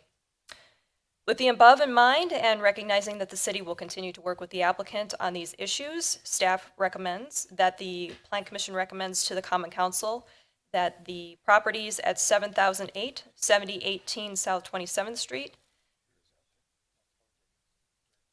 be rezoned from B2 Community Business and B3 Office and Professional Business to B4 Highway Business, with no change to the Regional Retail Overlay District. That portions of the property at 2500 West Rawson Avenue be rezoned from RS4 Single Family Residential and RD1 Two Family Residential to B4 Highway Business, again with no change to the RR Overlay District. And that a conditional use permit for automobile sales and service and a car wash is approved on those properties after a public hearing and subject to conditions and restrictions that will be prepared for the commission at the next meeting, which is June 28th. Doug? Thank you, Carrie. And I think Carrie gave an excellent overview of what the potential development would be. The one thing I will note, and Carrie would note as well, is that this is not a review of the site plans. This is not even a review of the conditions and restrictions. This is the first step of a process that will give the Plan Commission an opportunity to review both those documents. But at this point, it is a recommendation on the zoning. And it's important to note what some of these site proposals are. But again, you're not actually approving those. And it's even more important to note that staff recognizes the absolutely critical nature of this major site along 27th and Rawson, and the importance of the overlay districts and the design standards that were entered into back in 2008, working, it's not long ago, with the city of Franklin, and has really stressed upon the project applicants the city's desire to have a absolute first-class operation there, and in terms of the aesthetics of the property. And to date, I will say that in working with the gentleman involved, I have been really impressed with their willingness to work with the city on some of those design issues. And what you see here with respect to the initial concepts, I mean, may not be what the Plan Commission sees come site plan approval time, but I thought it was just important that note that automotive dealerships actually are listed amongst the conditional uses in the overlay district as well as the B4 district. And the thought was that, I mean, if we were going to have these types of businesses, that the area between Rawson Avenue and College Avenue was the place that we wanted to see them, rather than extending those a little bit further south. Many of you may recall that we actually have had proposals for automotive dealerships further south of Rawson, and that really was one of the factors that kind of led towards the formation of these overlay districts. And I think it's a situation where if the Plan Commission and ultimately the Common Council acknowledges is this an appropriate use for that property, that the overlay district allows them to do that, again, subject to those design requirements. So a couple things. So this doesn't meet the overlay design of that 27th Street? The use does. I will say that we're continue to work with the applicants on some of the site planning issues to better bring it into conformance with those design standards. Okay, and the proposed roadway is still included in this plan? The proposed roadway, which is, Because that obviously has impact beyond just this property and this development. It doesn't, and again, we're talking about the use and the zoning, so I mean, that's actually an issue in and of itself that we need to address, because the roadway, the future roadway that you see right here, that is what's on the official map right now. That is not actually what the DOT had proposed for the connection to Riverwood Drive. So in any case, an official map amendment would be needed.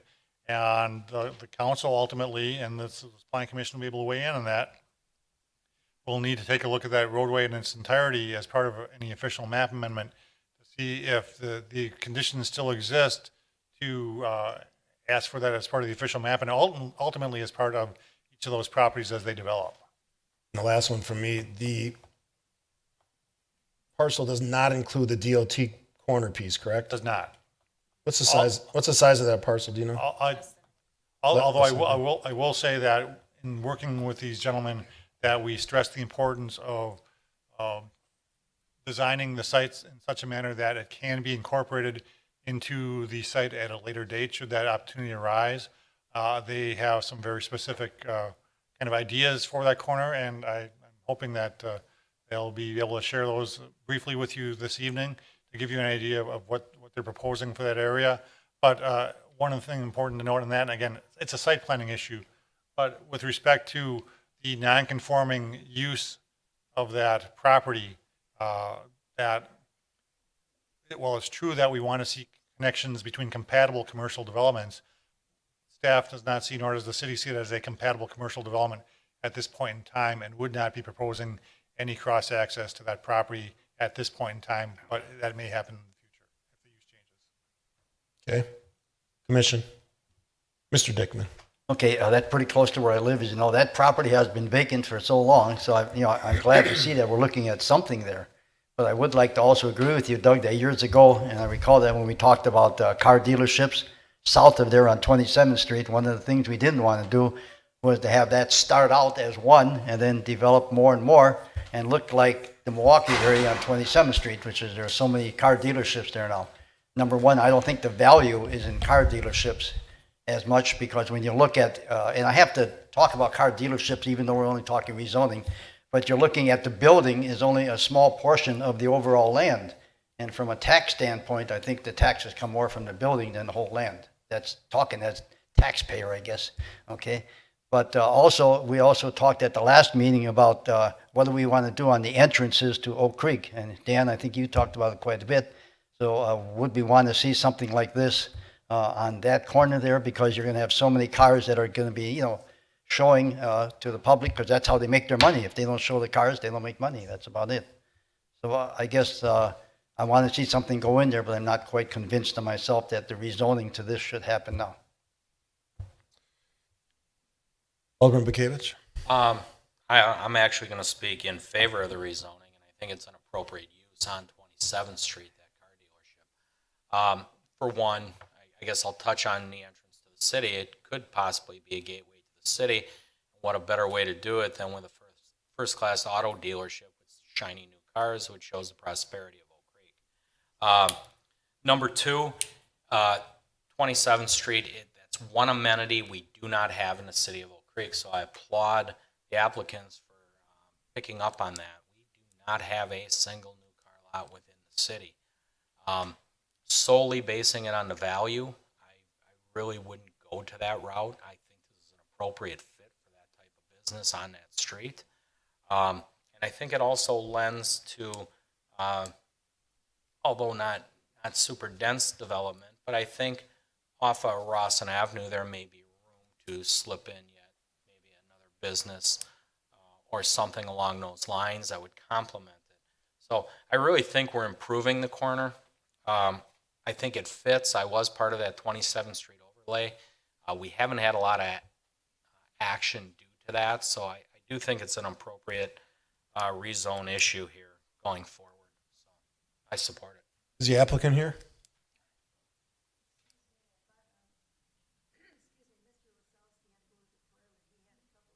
When he's back, he can ask him.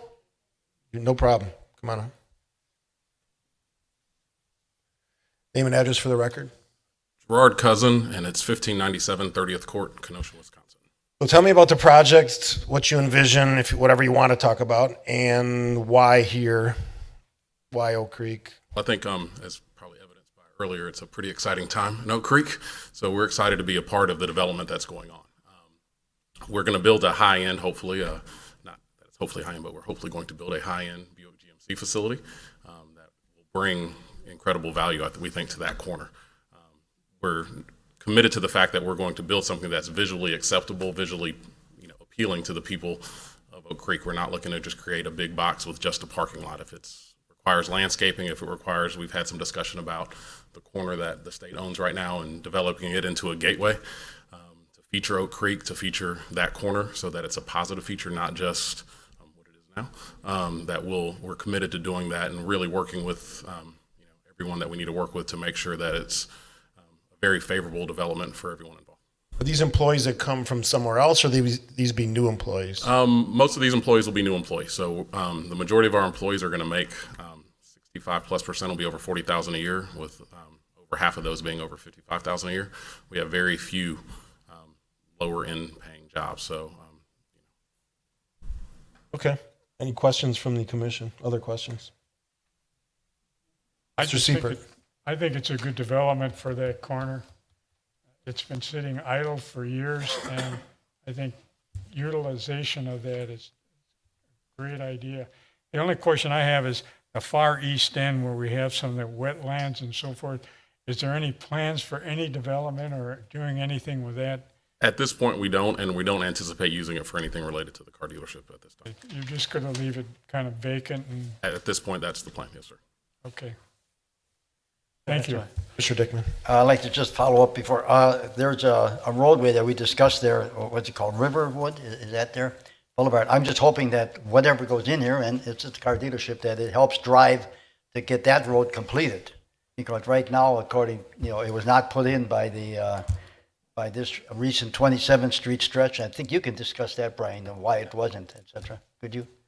It was back in 2013 that we were working on the design with DOT. We were trying to acquire the properties to connect the street to the Riverwood intersection on 27th Street. In order to do that, we had to get all the property owners to agree to that land swap to put the road in. We weren't able to come to agreement with that. It's something that the DOT is really pushing for, to increase safety on 27th Street, to remove additional access points on 27th Street, to allow access for this Riverwood Road. So we'd really want to try and push that road, at least get it started through this project, and then push it through the next properties as they develop. I agree. I think that's critical.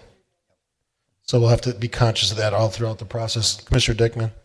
No, I get. You're good? Yeah, I was answered. Thank you. You, sir, had a question? Come on up to the mic, and then just your name and address for the record. 6988 South 27th Street, Edward Lasowski. I paid $13,000 a year taxes, and I'm on Social Security. Okay. Yeah. Noted. Noted, please. My property is adjacent there, goes all the way to Cedar Development there, Cedar Street. From 27th Street all the way to Cedar. So I'm adjacent to that, to your property there, okay? And I'm concerned about the runoff. Water problem there. Yeah. Well, We're not in a, I'm sorry, we're just not in a design phase right now. We're just approving the. yeah, just want to make a note of it. Oh, well noted. Take note of the water problem. You're on the record. Yes. The water problem there, because I always if you- listen to you. Thank you, Mr. Scafidi. It's a good thing we get to heaven that way. I agree. Thank you, sir. You got that. Anointed. Thank you for your questions. Any other questions or comments from the commission? Motion.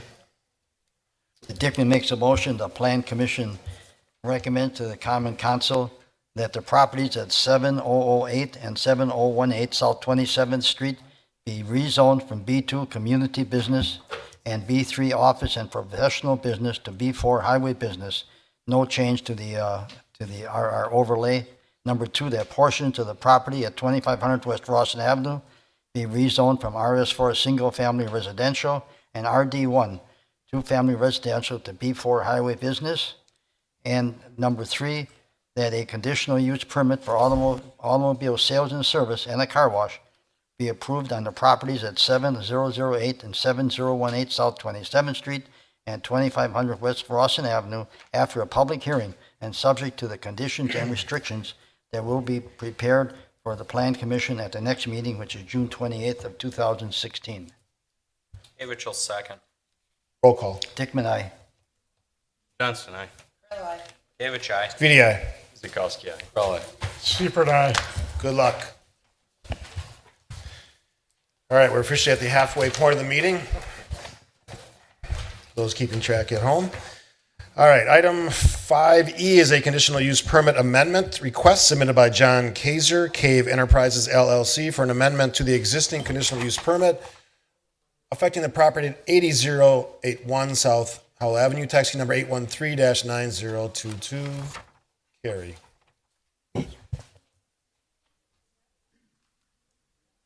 This is a request to amend the existing conditional use permit to change from what is being operated currently as a Sonic restaurant to a Burger King restaurant. According to the comprehensive plan, this area has been identified for general industrial, reflecting the former use of the property in the area for Delphi. However, it has been developed primarily with commercial uses over the years, and the proposal to continue to use it as a quick service restaurant with drive-through facility fits within that development pattern, and we are in the process of updating the comprehensive plan. So those things will be addressed at that time. If we can project the screen, please. The existing building will remain with an addition for interior dining space for an added capacity to bring it to about 66. Exterior dining will also be reconfigured and the existing canopy is removed. No outdoor storage is proposed. You need an IT break? Or can you fix it quickly? You can take a break if you need one. There we go. Oh, you're the IT expert now. Well done. Many hats. Some of the business details include 5 to 6 employees per shift, a total of 40. Dine-in hours are anticipated to be 6 a.m. to 10 p.m. Monday through Saturday, 7 to 10 p.m. on Sundays.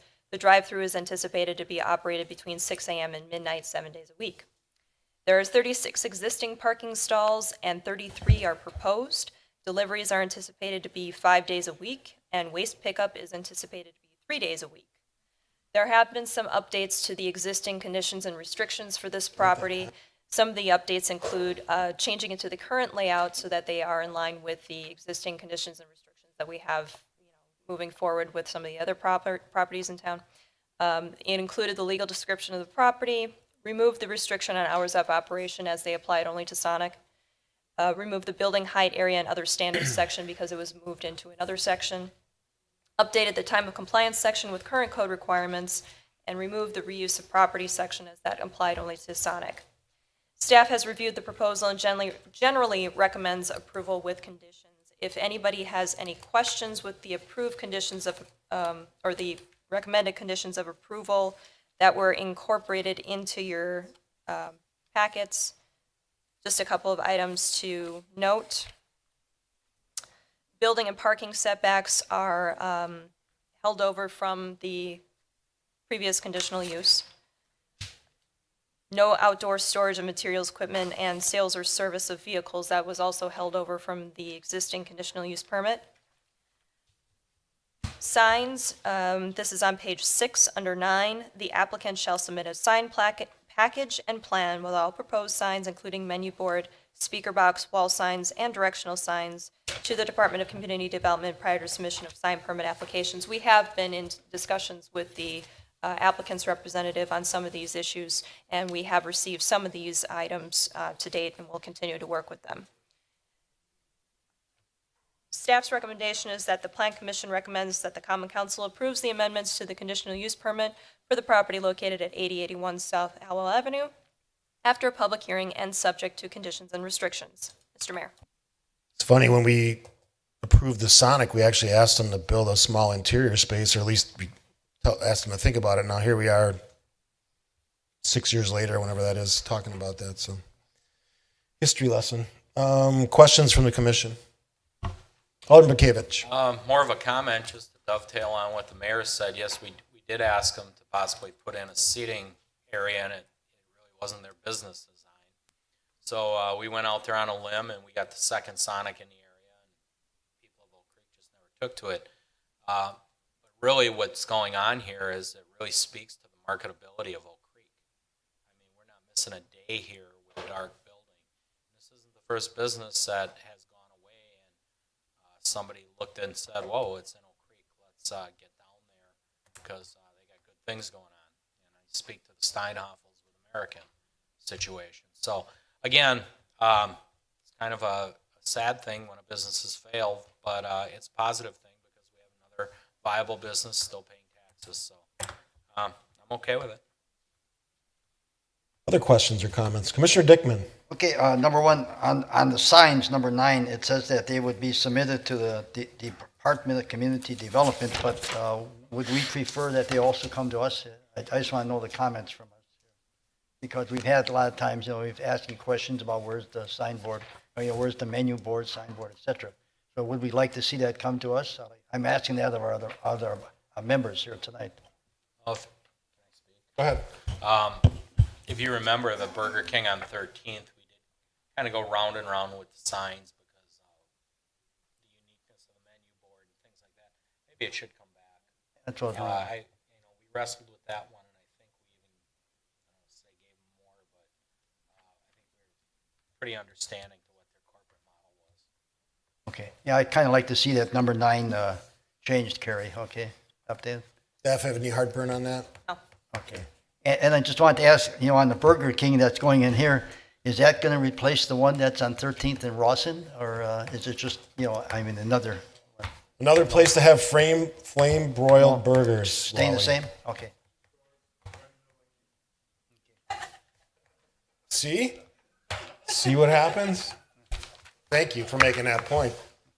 Any other questions or comments? Mr. Seeper. Yeah, I just have a question about parking. Is there any number or changes in the number of parking stalls or restrictions? Yes, there are. Currently, there are stalls, there's about 36 that are provided on site. The site plan has been reconfigured just slightly, but I believe that the current configuration has about 33 to 34. They're not losing money at all. Is that it? Any other questions or comments? Motion. Gavich moves that the Plan Commission recommend to the Common Council approve the amendments to the conditional use permit for the property located at 8081 South Howell Avenue after a public hearing and subject to the conditions and restrictions. Seifert seconds. Could we amend that number 9 for signs? Yes. Okay. With an amendment, condition 9, that the signage comes back to the Plan Commission. Seeper notes that change. Second agrees. Roll call. Dickman, aye. Johnston, aye. Gavich, aye. Speedy, aye. Zagowski, aye. Kroll, aye. Seifert, aye. What's the timeline? Provided everything goes through. Well, Mr. Mayor, you have the Plan Commission reviewing the plan review. I know, I Very saw that's next. coming out. I want to talk to them. Okay. Good answer.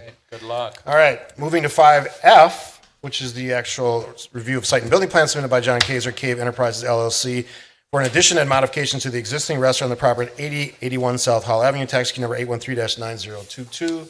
Carrie. So this is related to the conditional use permit amendment that we just discussed. The site plan that is on the screen before you is their current layout, and you'll notice a couple of things. First of all, there is a 1,527 and a half square foot dining room addition that is proposed on the north and east portion of the existing building. There will also be a reconfigured outdoor dining area on the southeast portion of the building. All setbacks are met in this proposal. Parking, as we discussed, stalls and the drive-through lane will be modified based on the elimination of the existing canopies, the southeast curb cut, which has been removed and replaced with parking, and the building addition. So existing, there are 34 standard and 2 disabled parking stalls, and in this proposal, there are 33 standard and 2 disabled parking stalls. requirements for parking, 1 stall per 50 gross square feet of dining space, plus 1 stall per employee at the peak shift, would mean 27 would be required, so they are well in excess of what they need for this proposal. The drive-through lane will be more defined and have, especially with the extended landscape island, as you'll note on the west side of the drive-through area.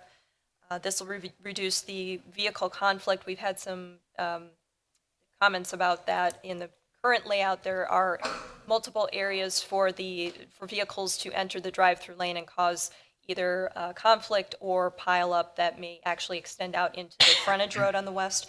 So this will help to alleviate that. Also, the northwest access will remain an exit only to help with those issues.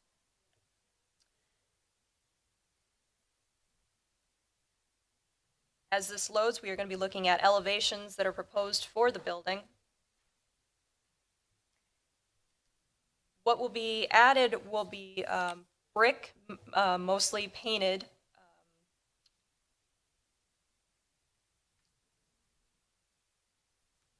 There's existing brick on the building. It's going to be painted with the colors to match the Burger King, Burger King package. Stone base will remain as is, except the proposal for the south parapet, which is the existing drive-through area. Right now, it's a stone parapet, and staff would like to recommend that that remain as stone rather than changing to the Nishiha panel. The addition will have brick to match the existing building, fiber cement panels as accent banding below the metal coping, matching stone entrance parapet on the east. Red ceramic tiles will be accents on the north entrance. It's just a small portion around the window and door. Metal canopies are proposed over all windows and doors. There's a red light band that is at the top of the addition portion. That's actually going to be illuminated at night. And there are also wall sconces proposed on all but the west elevation. Per section 171009 sub A2 of the municipal code, there is a requirement that stone and brick be a minimum of 4 inches thick. The plans indicate that the brick and stone veneer on the addition will match the existing building. However, just as a condition of approval, staff is proposing that the brick and stone meet the code requirement. No changes to the existing masonry dumpster enclosure are proposed. They're going to keep it as is. Landscaping is proposed around the addition area, and they're also going to be replacing any dead vegetation on the property in kind, or they're going to add to it. We will need to have details for mechanical screening. If there are any new mechanicals or any mechanicals that will become exposed for these plans, they will need to be screened, and those details will need to be on the plans that are submitted. There will also need to be some details on the proposed seating area fencing. We don't have those details at this point. And the size of proposed plantings at the time of installation, those are just minor details that can be submitted at a later date. Also, just a note that the water and sewer utility has indicated that no trees may be planted over the existing water main, and the applicant's representative is aware of this and says that's not a problem. Details are forthcoming for the signage. They're not part of this review. However, the proposed locations of the signs are indicated on the plans. We do have some updated, or actually the proposed monument sign that was included as part of your packet. Those are actually designs that are being updated at this point, so they're no longer relevant. The number of wall signs and proposed locations may actually require variances to be compliant with the code, but as the Plan Commission is requiring that all signs come back to them, that we'll address it at that time. Staff recommendation is the building plan submitted by John Kaiser of Cave Enterprises LLC for the property at 8081 South Howell Avenue, subject to conditions 1 through 8. Mr. Mayor. Thank you, Carrie. Questions? Commissioner Johnston. A couple things on the landscaping plan. Needs to be some additional landscaping between the two driveways in that area along the private drive on the west side.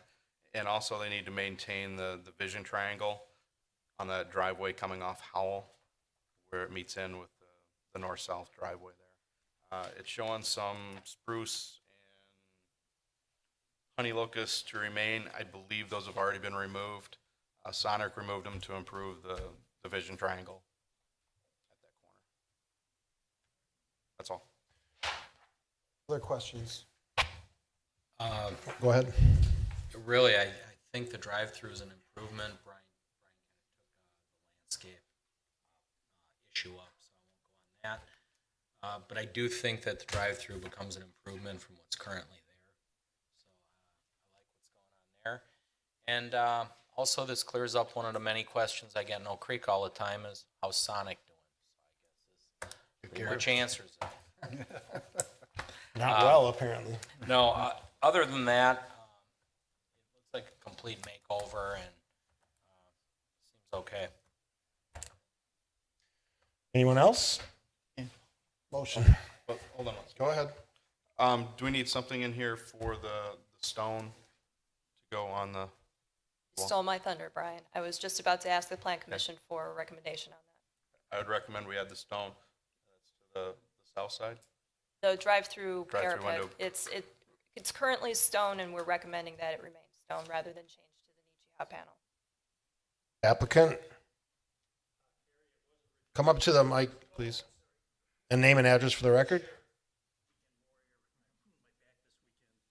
My name is Jay Jeske. Address is 1930 Camp Hill Circle, Inverness, Illinois. Originally, that tower was Nichia. We needed to make the 75% approved materials, so we did change it to the stone. So that will remain stone, and it will be. Oh, that one. I'm sorry.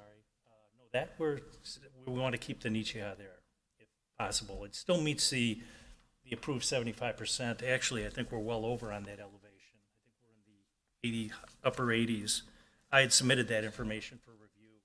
Yes, we do have that. I guess what we would ask is why the change?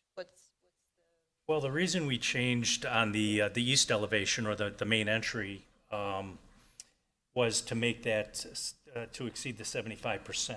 Otherwise, that would have remained the cedar blend Nichia. In fact, I brought a color board with me if you'd like a sample board. Sure. I could show you what that material looks like. I brought that with me. I'm still not clear where we're going on this. He's saying it's to meet a percentage. You're saying you want to match. But that's the rationale. That's why we made that on the east side. We wrapped that all in the stone. Otherwise, we wouldn't have made the percent required, the 75% hurdle. I guess the question is why the change from the stone that's existing on the drive-through parapet to the Nichia panel? That's a Burger King Corp standard finish. So I have a board here with me. I know we don't have an easel, so I'll just, if you don't mind, step here in front. This is what actually Carrie's talking about. This would be on the tower element that you want to change to stone. It really looks nice. It's once again, that's the Burger King standard. We are changing now the one elevation once again on the east to make sure we can make to exceed that 75%. That's the color of the brick that will be painted on the existing brick, and the new brick will be 4-inch. We're going to use the exact same specification that the building used when it was built 5 or 6 years ago, and the stone will be the same as well. The lower stone part, which will be a natural stone. The red tile there, that wraps. That's at one entrance off the north, and it's just an accent tile. It's shown right here. And then that one metal sample there, that's the canopy sample. It's a metal, and that would be the coping tile as well. Is this going to look like the one on 13th? You know, I'm not familiar with the one on 13th. Okay. Yes, it doesn't matter. It probably doesn't have this cedar blend. I don't necessarily have a problem with it, but I don't know what the rest of the commission thinks. Go ahead, Doug. And I can certainly appreciate the Burger King or any corporate standards for what they have as far as their brand standards. I don't think it's inconsistent with those brand standards to have the existing stone area remain stone. As a matter of fact, I think it is really very complementary to their new design, and I would suggest and hope that the Plan Commission would feel the same way. Secondly, I would note that the plans, the sign plans, which are coming back to the Plan Commission, do show several areas on the sides of the wall as merchandising areas. Another word for signs, which is okay, but we just need the plan commission to know that those will be signs and they will need to be approved and will be calculated as part of the signage allowance for the zoning code. I've had conversations with Carrie. We're going to Step back on the mic, please.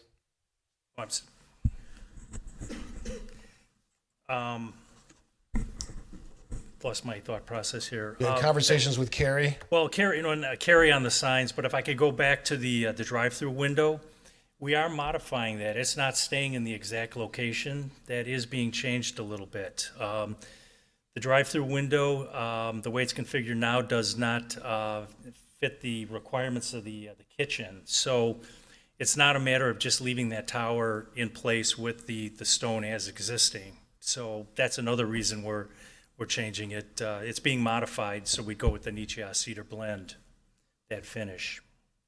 I don't have a problem with it. Any other questions? Motion.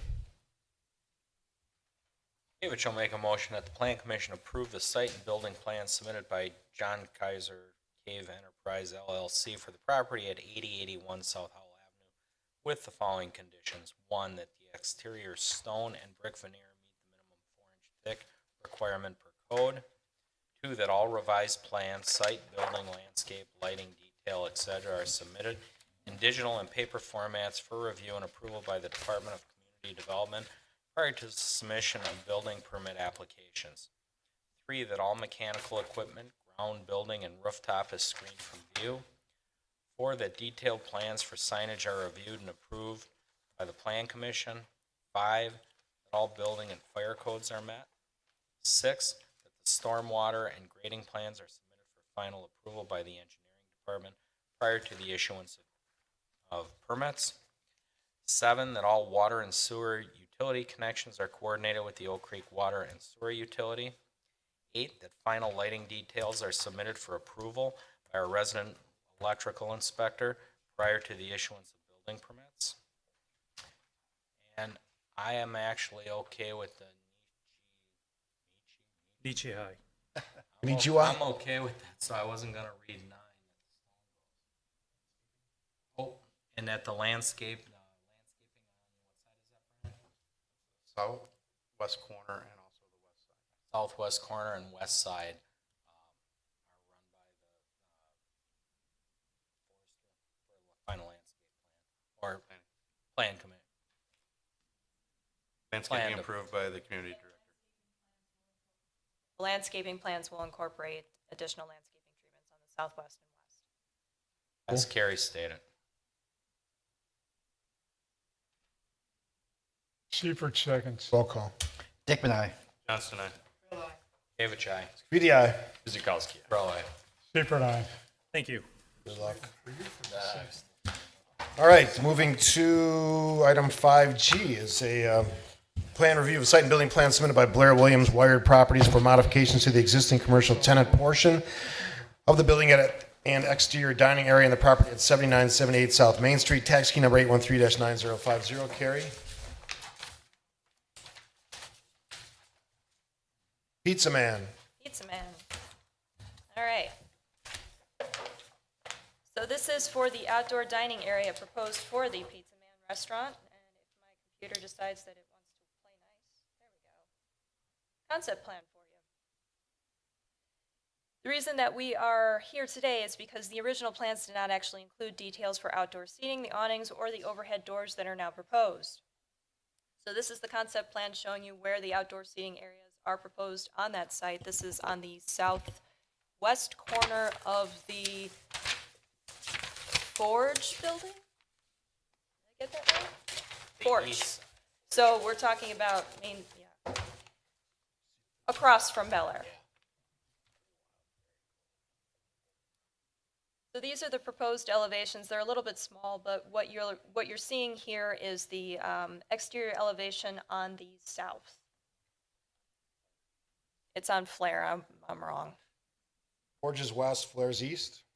I always get those mixed up. So glossing over that. We are looking at the proposed elevation that includes the overhead doors and the outdoor seating area that has what they're calling the parklet. And then we are also looking at the elevation on the west side, which includes an overhead door as well as some sidewalk dining. And here's a rendering of giving you what that corner will look like, also what the exterior elevated parklet would look like. So what they're proposing is to add removable wood and metal planters and the deck for that open air patio seating that you see on the south. There would be, this would be located in 2 existing on-street parking stalls as well as the sidewalk. There's 1 overhead door, as I mentioned, on the northwest, and then there are 3 overhead doors on the south that would allow that dining space to kind of flow out. There are also string lights that are proposed over the outdoor dining areas on the south only.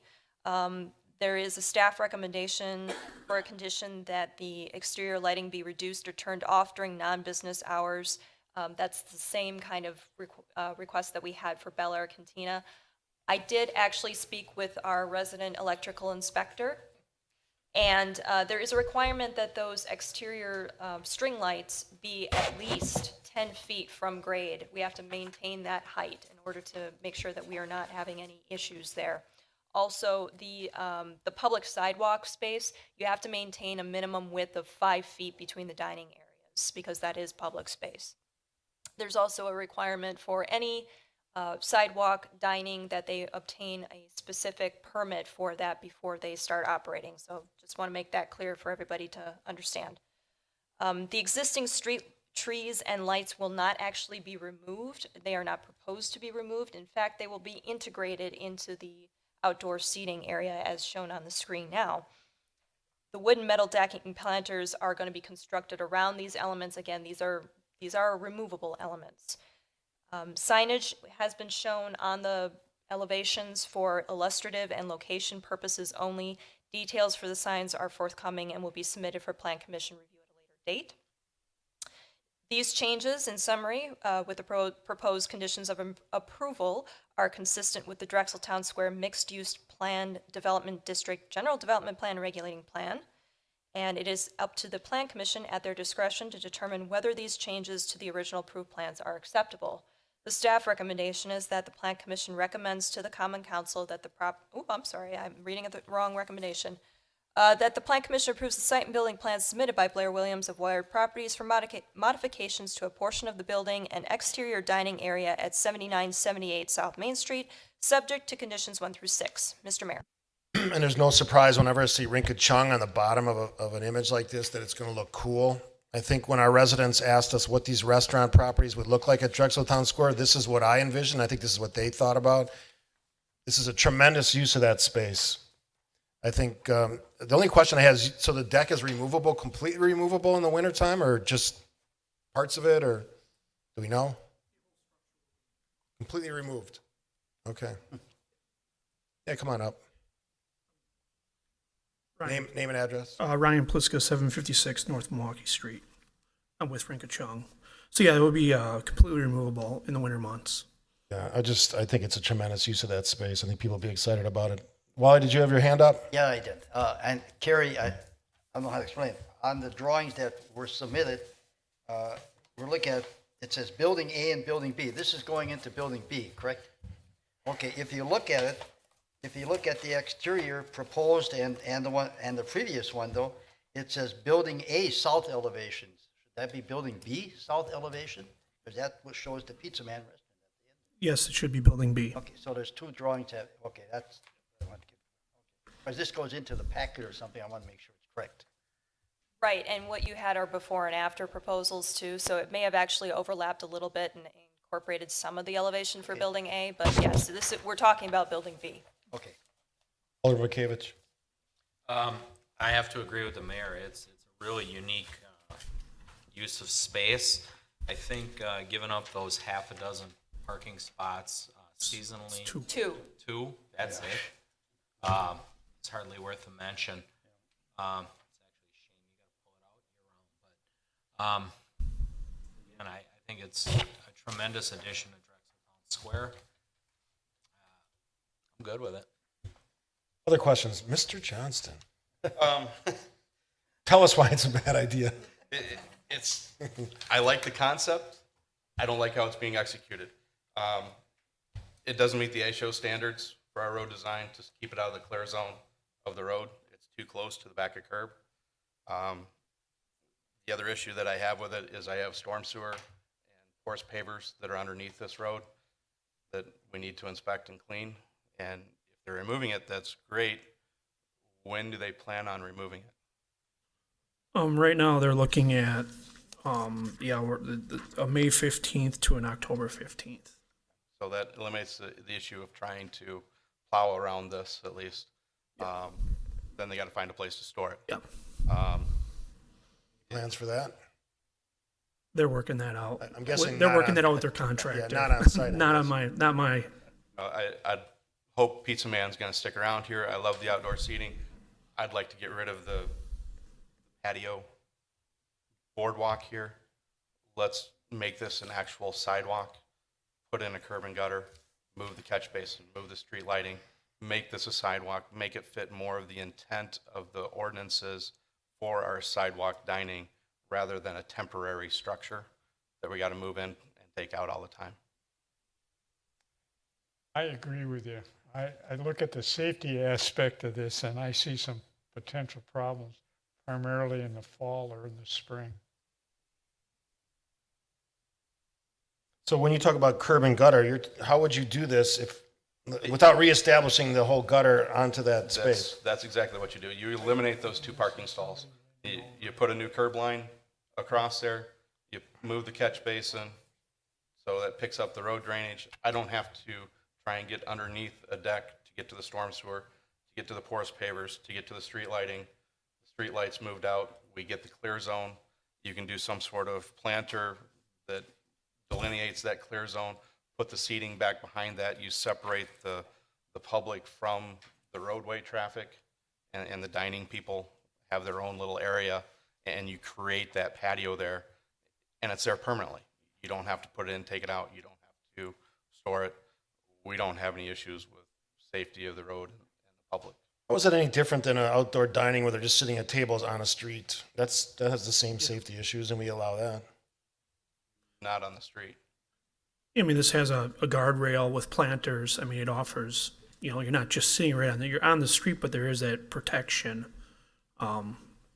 aspect of it. But it's within 2 feet of the back of curb, which is inside the clear zone for the traveling public on that road for ASHTO standards. So you're asking the applicant to change the roadway, storm sewer, curb, for a 6 month, 5 month, 6 month? May 15th, May 15th, October 15th, so. I would look for a compromise position that does the things you want. It just seems crazy to change the roadway. Plus, then you get rid of the 2 spots in the wintertime as well. Other questions, comments? Don Carrillo. Commissioner Carrillo. The space on there she is. The space between the new area and the tables that go along the edge of the building is big enough for traffic to walk back and forth. Yeah, that's that 5 feet that was mentioned. Okay, is because maintained. my concern would be that would look like it's a business and people would walk on the street on that edge, which would be No, that's not what we're trying to encourage. We're trying to encourage them to flow through with it. It's very similar. It's a very urban development, so we want that urban flow where it's like you're walking on a sidewalk cafe, and it just happens to have this piece next to it with a delineation that is a public sidewalk. There's about a dozen examples of this currently in the city of Milwaukee where they have this exact setup. Yep. I think the only concern I have is, we're only talking 5 months and we're only talking 2 parking spots, but now is this gonna occur in other spots at Drexel Town Square? Parking's at a premium, that's one of my big concerns, so that's my only drawback. But you're giving up 2 spots in the summer. If you go with Commissioner Johnson, you're giving up 2 spots forever. And if I can interject here, there is a requirement from the association that the two areas that are north of the existing Main Street buildings, Forge and Flair, that those permanent parking spaces be installed prior to using this for outdoor seating. That is actually an association requirement. So they want that in before this is going to be allowed per the association. Okay, so those two things are at odds, right? Well, we are bringing some of those buildings to be submitted shortly. You talked about safety. How is this safe, this eastern edge of this outdoor dining area? What is that exactly? Well, it would consist of heavy timber posts and a steel structure that then the planter would be in there, and then below the planter we install a cable rail so that it would not. It would act more of it'd be a guardrail. So if you look at Like a standard guardrail you see on roadways? it would be built similar, but I don't know. I mean, it's not going to be a guardrail like you see on the side of the freeway where it's, deep foundations. We're looking at, heavy timber, a welded steel frame that creates these, removable sections, and then within there, planter boxes that are attached to those. So we're trying to, introduce as much steel and heavy timber as we can to provide that safety. Brian, what's the speed limit on that street? 25 miles an hour. 25. I guess to Mayor, your point, obviously there's a lot of city dining urban settings. It just seems that to encourage that sidewalk aspect that we talked about is the 5 feet. I mean, I've never measured in those examples that you might be referring to, Mayor. So I'm just curious if that, to me, it seems tight. 5 feet? Yeah. What's a standard sidewalk? Yeah, I don't. 6? Standard city 5. sidewalk? Yeah, the ones in Milwaukee are 5, the same as our standard, right? 5 feet with activity on both sides. Yeah. Versus. Go ahead, Brian. In the ordinance, it does state that they have to maintain a minimum 5 feet. That's what was approved. And we are maintaining that minimum. Yeah. Okay. Come on up. Just ID for the. Mike Kresick, Fire Department, and I guess I'll weigh in on the safety aspect as much as possible in this case. You got a unique arrangement there on both sides of the street. The speed limits are slower. There's going to be a lot of pedestrian traffic, and there's going to be multiple seating areas throughout that site. You generally always incur risk in those situations. It's the same thing at downtown Milwaukee or any development like this. There is risk associated with that. It is slower travel, and with a lot of pedestrian traffic, that generally does slow traffic down more. Your best case scenario from a safety perspective is some sort of barrier device, obviously, which that deck does provide some. Now, that is close to the roadway, and I guess the difference maybe in the city of Milwaukee from us is that roadway in Milwaukee generally has parked vehicles, creating a little bit more of a buffer than just traffic up against it. So from a safety perspective, I guess I would weigh in that design, although I'm not going to comment on the proximity to the road and the requirements necessary there, having some sort of barrier device is preferable than tables close to the roadway. For the applicant, is there some way to ensure that stormwater is not impacted by this temporary situation? So the water would flow underneath this deck? Yes, the water would flow. It'd go down on like pedestals, and it would be, a sleeper system with wood decking so that we're leaving openings. When our intent is not to damage the pavers. Is to come up with a detail of how. We wouldn't let you do that anyway. No, we would not want to do that anyway. So have you engineered this yet? Do you know what the size of each piece of this when you start, any of that happen? Well, we're working on that right now. We're working with the Pizza Man contractor on what the system is, but knowing how important it is to maintain all the things that we've just talked about here tonight. Would you be willing to work with staff to, I want to just say, amp up the safety side of the eastern side of that dining area? Because, those folks are literally on the roadway. How wide is that planter, a foot? About a foot, yes. We got to really be cautious with that. Again, I said at the beginning, I love the concept. It's different and unique, and that's one of the things we're trying to do here. But I also hear what Brian's saying. We have to ensure that the stormwater goes where it needs to go and that the people are kept safe. And we will be issuing drawings for, permit that will have all the details in them for what we're thinking. And I don't want to give up the 2 spots permanently. I think that's Yeah. counterproductive when we want to maximize the month, because this restaurant's open in the wintertime too. It's 2 more spots. Anybody else want to weigh in? Somebody want to make a motion? I'd like to Go ahead. add one more question, not on that, we discussed it, but on condition or recommendation number 3, that all mechanical equipment, ground, building, and rooftop is screened from view. Well, I don't think there's going to be any rooftop at all. Mechanicals are there because you're on the first floor of the whole building. So where are your mechanicals? You want to address that? Yes, there will be mechanicals on the roof for this space and Roof of the building. the roof of the building, and they will be. We are proposing to continue a screen like we've done with all the other development we've done down here. Okay, so you will have mechanicals all Yes, the way we up? will. There's being on the first floor, we built in mechanical shafts going up the building Okay. for knowing that we'd have restaurants. Then that's a good recommendation. Yes, that would be fine to stay on there. Yes, sir. Question, and maybe the applicant can help me out here. I'm trying to picture urban setting, outside dining, proximity to the road that doesn't have parking as that barrier. Third Ward. Well, I know third ward, but give me a specific without parking on the road.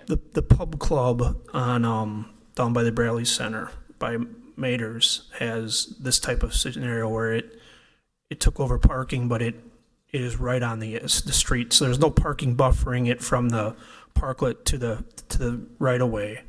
It literally cars go right past it like Cafe this. Benelux has Yeah, on-street dining, With parking. parking in yeah. the middle. And so does the new camp Angle bar. parking in the middle, two rows, one in each direction. The new camp bar in the third ward does this too. On the whole street, what is that, Broadway? Yeah, Broadway. Yeah, there's parking's in the middle, there's dining right on the street on Yeah. both sides, whatever restaurant. There's Swig is there, and Yeah. Cafe Yeah. Benelux, whatever the Italian place is next to Swig. Oh, even the marketplace this weekend had temporary stuff up, straddling the street. I think they do, yeah. Yeah, I was just at camp, I guess at camp just did this in the third ward. I said it at the beginning, I don't have a problem with it, as long as the safety on the eastern side is ensured, and that the stormwater is not impeded, to Yes. Brian's point. And you're really gonna have to work with staff to figure out the engineering of this kind of how many feet is this? How many feet long is that? 30 feet? Oh, 50 it's 50 plus feet. Okay, it's a big project. Yeah, it's a big, So I assume you're assembling deck panels, yeah. like 10-foot sections? Yeah, like I said, we're working with a contractor, and this has been one of the first things we talked to him about before we even showed him what we're doing inside is you have to start thinking about this. Okay. Anybody else? Yeah, there's a, Oh, there you go. and we worked on this, and then it just showed up one day. Clearly, they didn't pay any attention to safety, because that looks like it's made out of bamboo. Yeah, we put together a concept for them, and all of a sudden it just was up.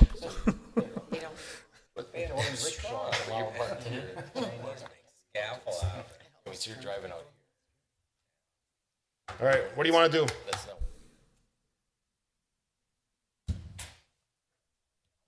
Go ahead, make the motion. All right.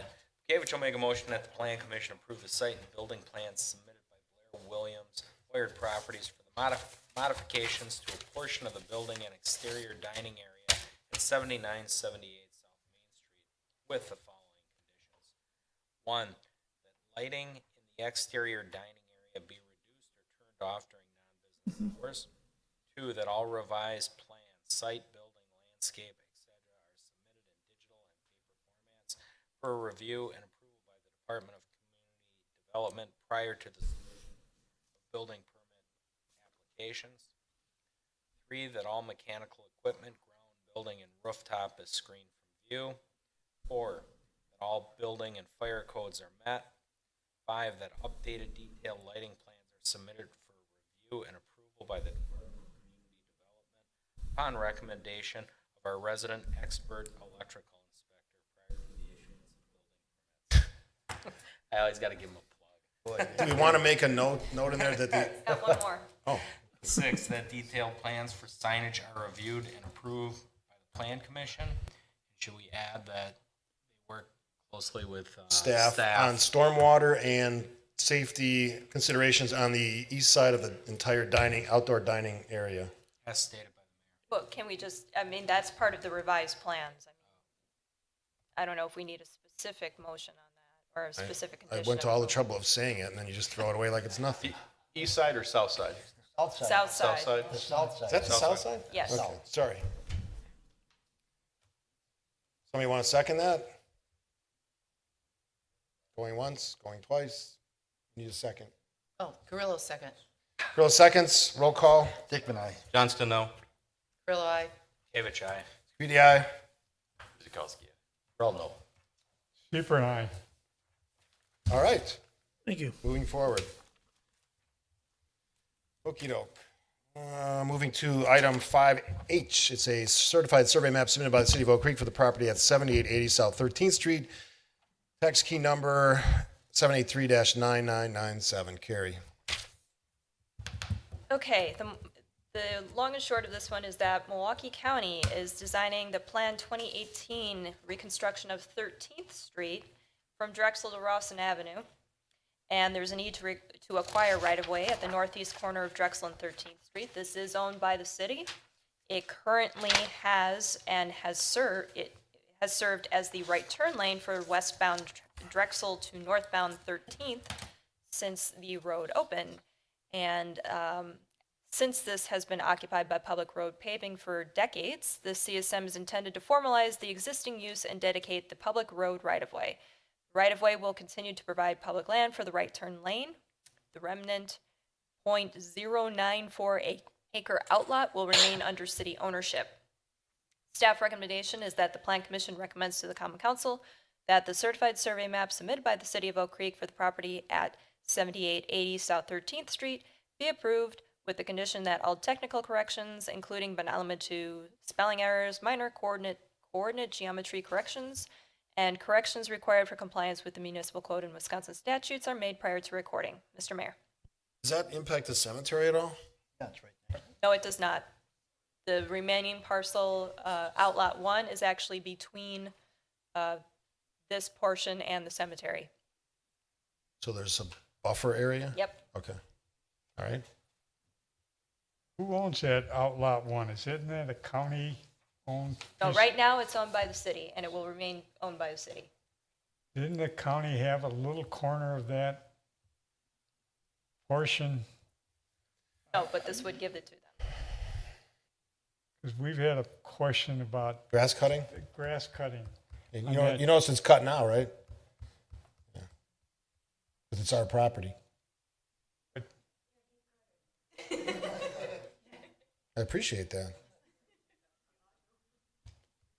Yes. Thanks for filling that out. You have the floor. Hi, Sue Schrader, 1210 West Drexel. I recognize that the city owns it and you're going to be transferring it to the county, so my concern is that I will lose your representation for this property. Our property is directly east of the cemetery, and my concern is that if I have issues with traffic like I do now, with all of the new development, the traffic on Drexel has increased dramatically. I spoke with someone in your office today. I don't recall the year of the study, but it was like 12,000 cars per day. Now it's 19,000 cars per day. My parents drive into the private road driveway to their property. There's 4 single-family residences. I am afraid I'm getting rear-ended as I'm going westbound because those folks turning on that right turn lane onto 13th or speeding through the stoplight to get onto the expressway on-ramp, they're going to rear-end us one of these days. And I don't know if there was a traffic accident study, but my parents are always saying, oh, there's an ambulance outside, the fire trucks are here. And I don't know if the firemen can speak to that, but I would like your representation to keep the safety of that roadway in our best interest. I mean, I think that's what we're doing. The improvement of the roadway is designed to make it safer and a little bit larger. So I think we're actually working towards that goal. Okay. But you're transferring the ownership of the land to the county. Yeah, it's because that's part of that redesign process. What's the schedule on the redesign and reconstruction? 2018, so 2 years away. Okay. This is just part of that process. I hear you, though. I mean, those are challenging properties, especially when they're close to intersections. But Right. The idea is to make the traffic better with an improved roadway. Okay. And certainly 13th Street qualifies, it needs to be improved. Probably off topic, but if you could consider a traffic signal perhaps east of there on 10th Street or so forth, just to kind of slow that down. We're working on that already. Yeah, Okay, yeah. thank you. That's a good point, though. Thank you. Other questions? Motion. Carl moves that the Plan Commission recommends the Common Council that the certified survey map submitted by the City of Oak Creek for the property at 7880 South 13th Street be approved with the condition that all technical corrections, including but not limited to spelling errors, minor coordinate geometry corrections, and corrections required for compliance with the municipal code and Wisconsin statutes are made prior to recording. Seifert seconds. Roll call. Hickman, aye. Johnston, aye. Real aye. David Chai. Speedy, aye. Guzekowski, aye. Correll, aye. Seifert, aye. All right, home stretch, 5I is a request submitted by Kelly Gallagher Self Storage Ventures LLC to rezone the properties located at 6304 and 6340 South Howell Avenue and 137, 147, and 209 East College Avenue, M1 Manufacturing with a conditional use permit for a self-storage facility. Tax key numbers as listed, Carrie. The request before you is in anticipation of constructing an 8-building self-storage facility on the properties that are in the red crosshatch on your screen. Self-storage facilities are considered conditional uses in the M1 district. The comprehensive plan amendment request to allow manufacturing and industrial uses was approved on May 24th, and the council approved that on June 7th. This is a county map showing where the potential wetlands are affecting the 5 properties, and we'll get to that later on. But this is the concept plan that is currently anticipated for the development. The proposal includes 2 two-story buildings, climate-controlled, and 6 single-story non-climate-controlled self-storage buildings, which range in size from about 4,800 or 4,900 square feet to over 55,000 square feet.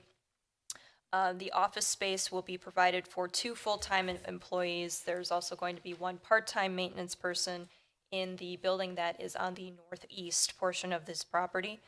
Hours are anticipated to be Monday through Sunday.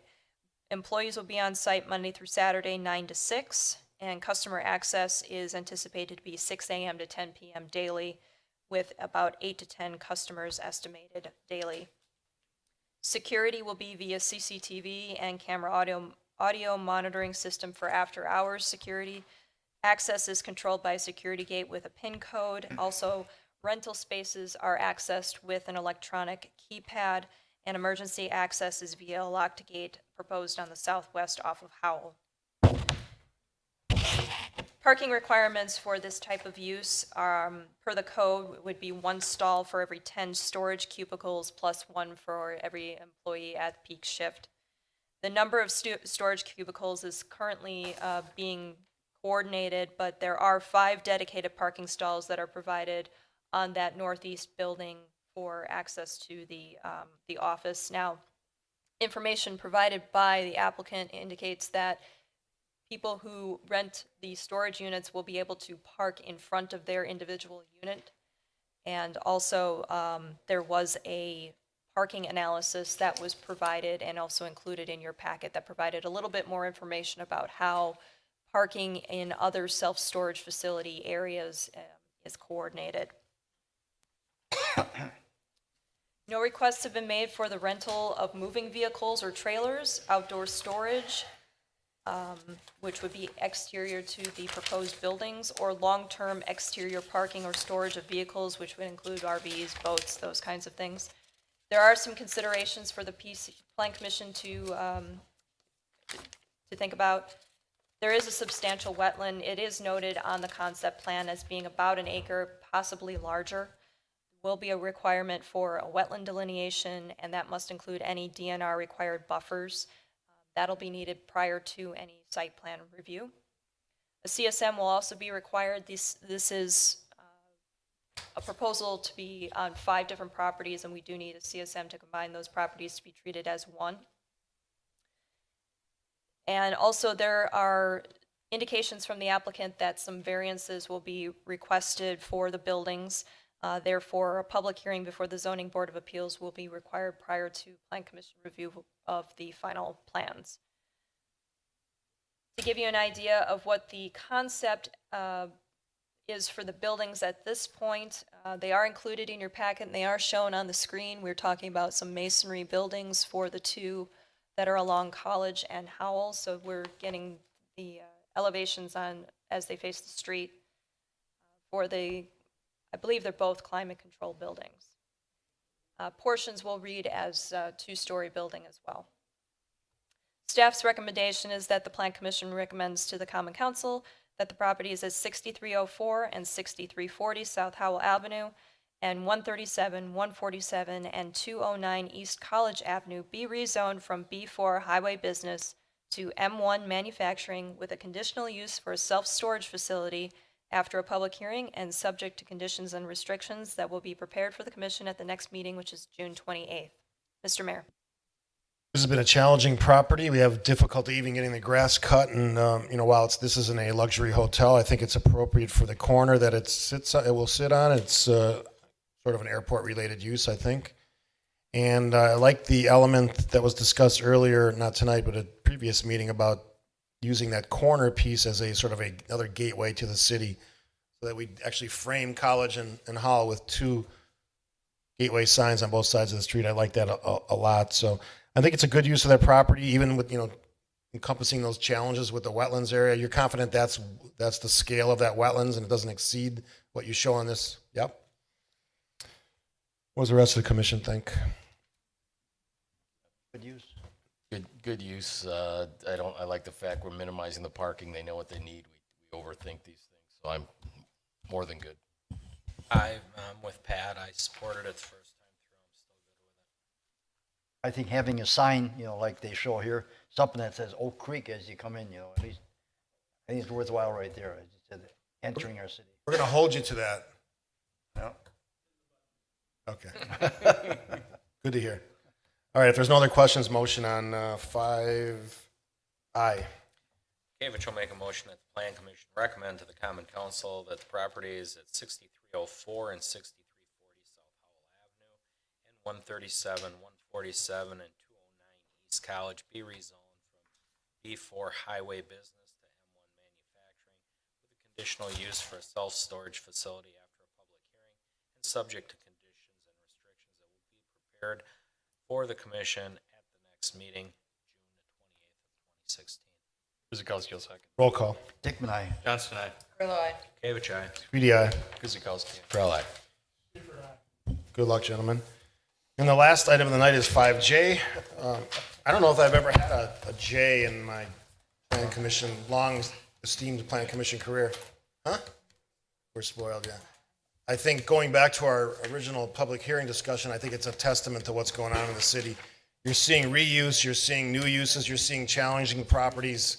That is if there's evidence of something good happening, I think that stands by itself. So item 5J is a review of building plans submitted by Drexel Partners for modifications to the approved plans for a 2-tenant commercial building on the property at 600 West Drexel Avenue, tax key number 782-9000. Carrie. You'll recall that Plan Commission approved site and building plans for this 2-tenant building on this property back in March. And part of that approval contained a condition that the exterior stone be a minimum of 3 inches thick, and that's what we're here to discuss.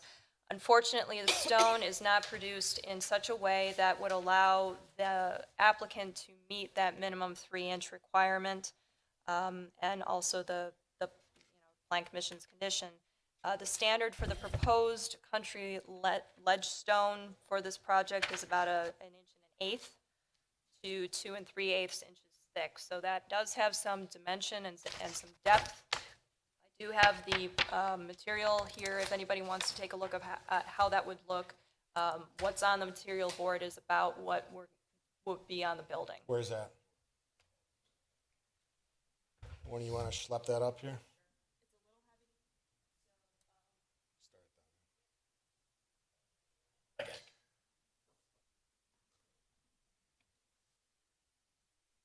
The stone that's actually on the material board is probably about 1 inch, variation of 1 inch. We received an analysis of the footings and foundations from the applicant's structural engineer, which concluded that, you're on the mic. Just rocking out. It's been a long night. Yeah. Anyway, that analysis concluded that the 3-inch stone couldn't actually be supported by the footings and foundations without significant modification. So based on the manufacturer's specifications and the structural engineer's analysis, the 3-inch stone is just not feasible on this specific project. So staff, recognizing that the project is moving along, that the footings and foundations can't actually support that without some major reconfiguration, staff is recommending approval for this particular stone in this particular instance. So that's the staff recommendation, that the plans are approved subject to conditions 1 through 6. So the staff is showing flexibility on this issue. Staff is showing flexibility, and we'd like to see how the material looks on the building, and yes. I applaud the staff for being flexible. Yes. Just one question to the applicant. Were you unaware of what our standard was when the building was designed, that the footing didn't go in properly, designed properly? We were, Peter Damsgaard, 4500 North Marlborough Avenue, Shorewood. We were unaware of the true dimension, the range of the stone. You guys saw that sample originally and approved it, thinking it went up to 3 inches. So it was a miscommunication on the true dimension of the stone. Okay. I'd also like to take this moment just to clarify that we would be using Nichiha for the wood panels that have already been approved. The same stuff as the other one? Do we have that kind of? I think it was a different call out on the plans. It didn't specify Nichiha. It's a wood panel. We called out a wood panel. I just don't want any additional phenolic. It's a composite wood panel. Do you have any questions? Yeah, I have Go ahead. Yeah, I have a question. You know, we've set a standard and everybody seems to meet that 3-inch or 4-inch brick. And now we come up that we have a foundation that can't quite hold it. As an engineer, I looked at that and I think there's something wrong with the design and the footing. If it can't take that, then I think there's a potential problem. That's my opinion. I've been in the business 40 years plus, and I think that there's something wrong with the design if it can't take that 3 inches. It's a thickness of the foundation. The foundation is fully engineered and stamped to hold the weight. It would require us to add about 50% more thickness to the foundation to provide a ledge for the material to sit on. It's not a support, it's a dimension where it's going to sit on. Correct. Staff has recommended that we approve this. Yes, because as an art director and up all night, I would really like you to open soon. The exterior appearance does not change. Okay. I note Commissioner Siepert's comment. I believe that this is a good faith effort by all involved. My recommendation would be to approve. Anyone have any other questions or comments? I just think it's less than what our standard 4-inch brick is. I think we're less than half of that now. I'm not in agreement. This is the way to go with it. Okay. Engineers keep a solid support. Got it. Anybody else? All right. Someone make a motion. David will make a motion that the Plan Commission approve the building plan submitted by Drexel Partners LLC for the property at 600 West Drexel Avenue with the following conditions. 1, that all revised plans, site, building, landscape, etc. are submitted in digital and paper formats for review and approval by the Department of Community Development prior to the submission of building permit applications. 2, that all mechanical equipment, ground, building, and rooftop is screened from view. 3, that all building and fire codes are met.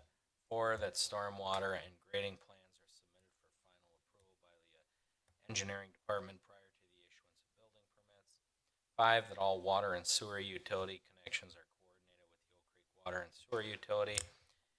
And 6, that final lighting details are submitted for final approval by our resident expert electrical inspector prior to the issuance of building permits. Kuzikowski will second. Roll call. Dickman, nay. Johnston, no. Grillo, aye. Bekavich, aye. Reedy, aye. Well, aye. Seifert, no.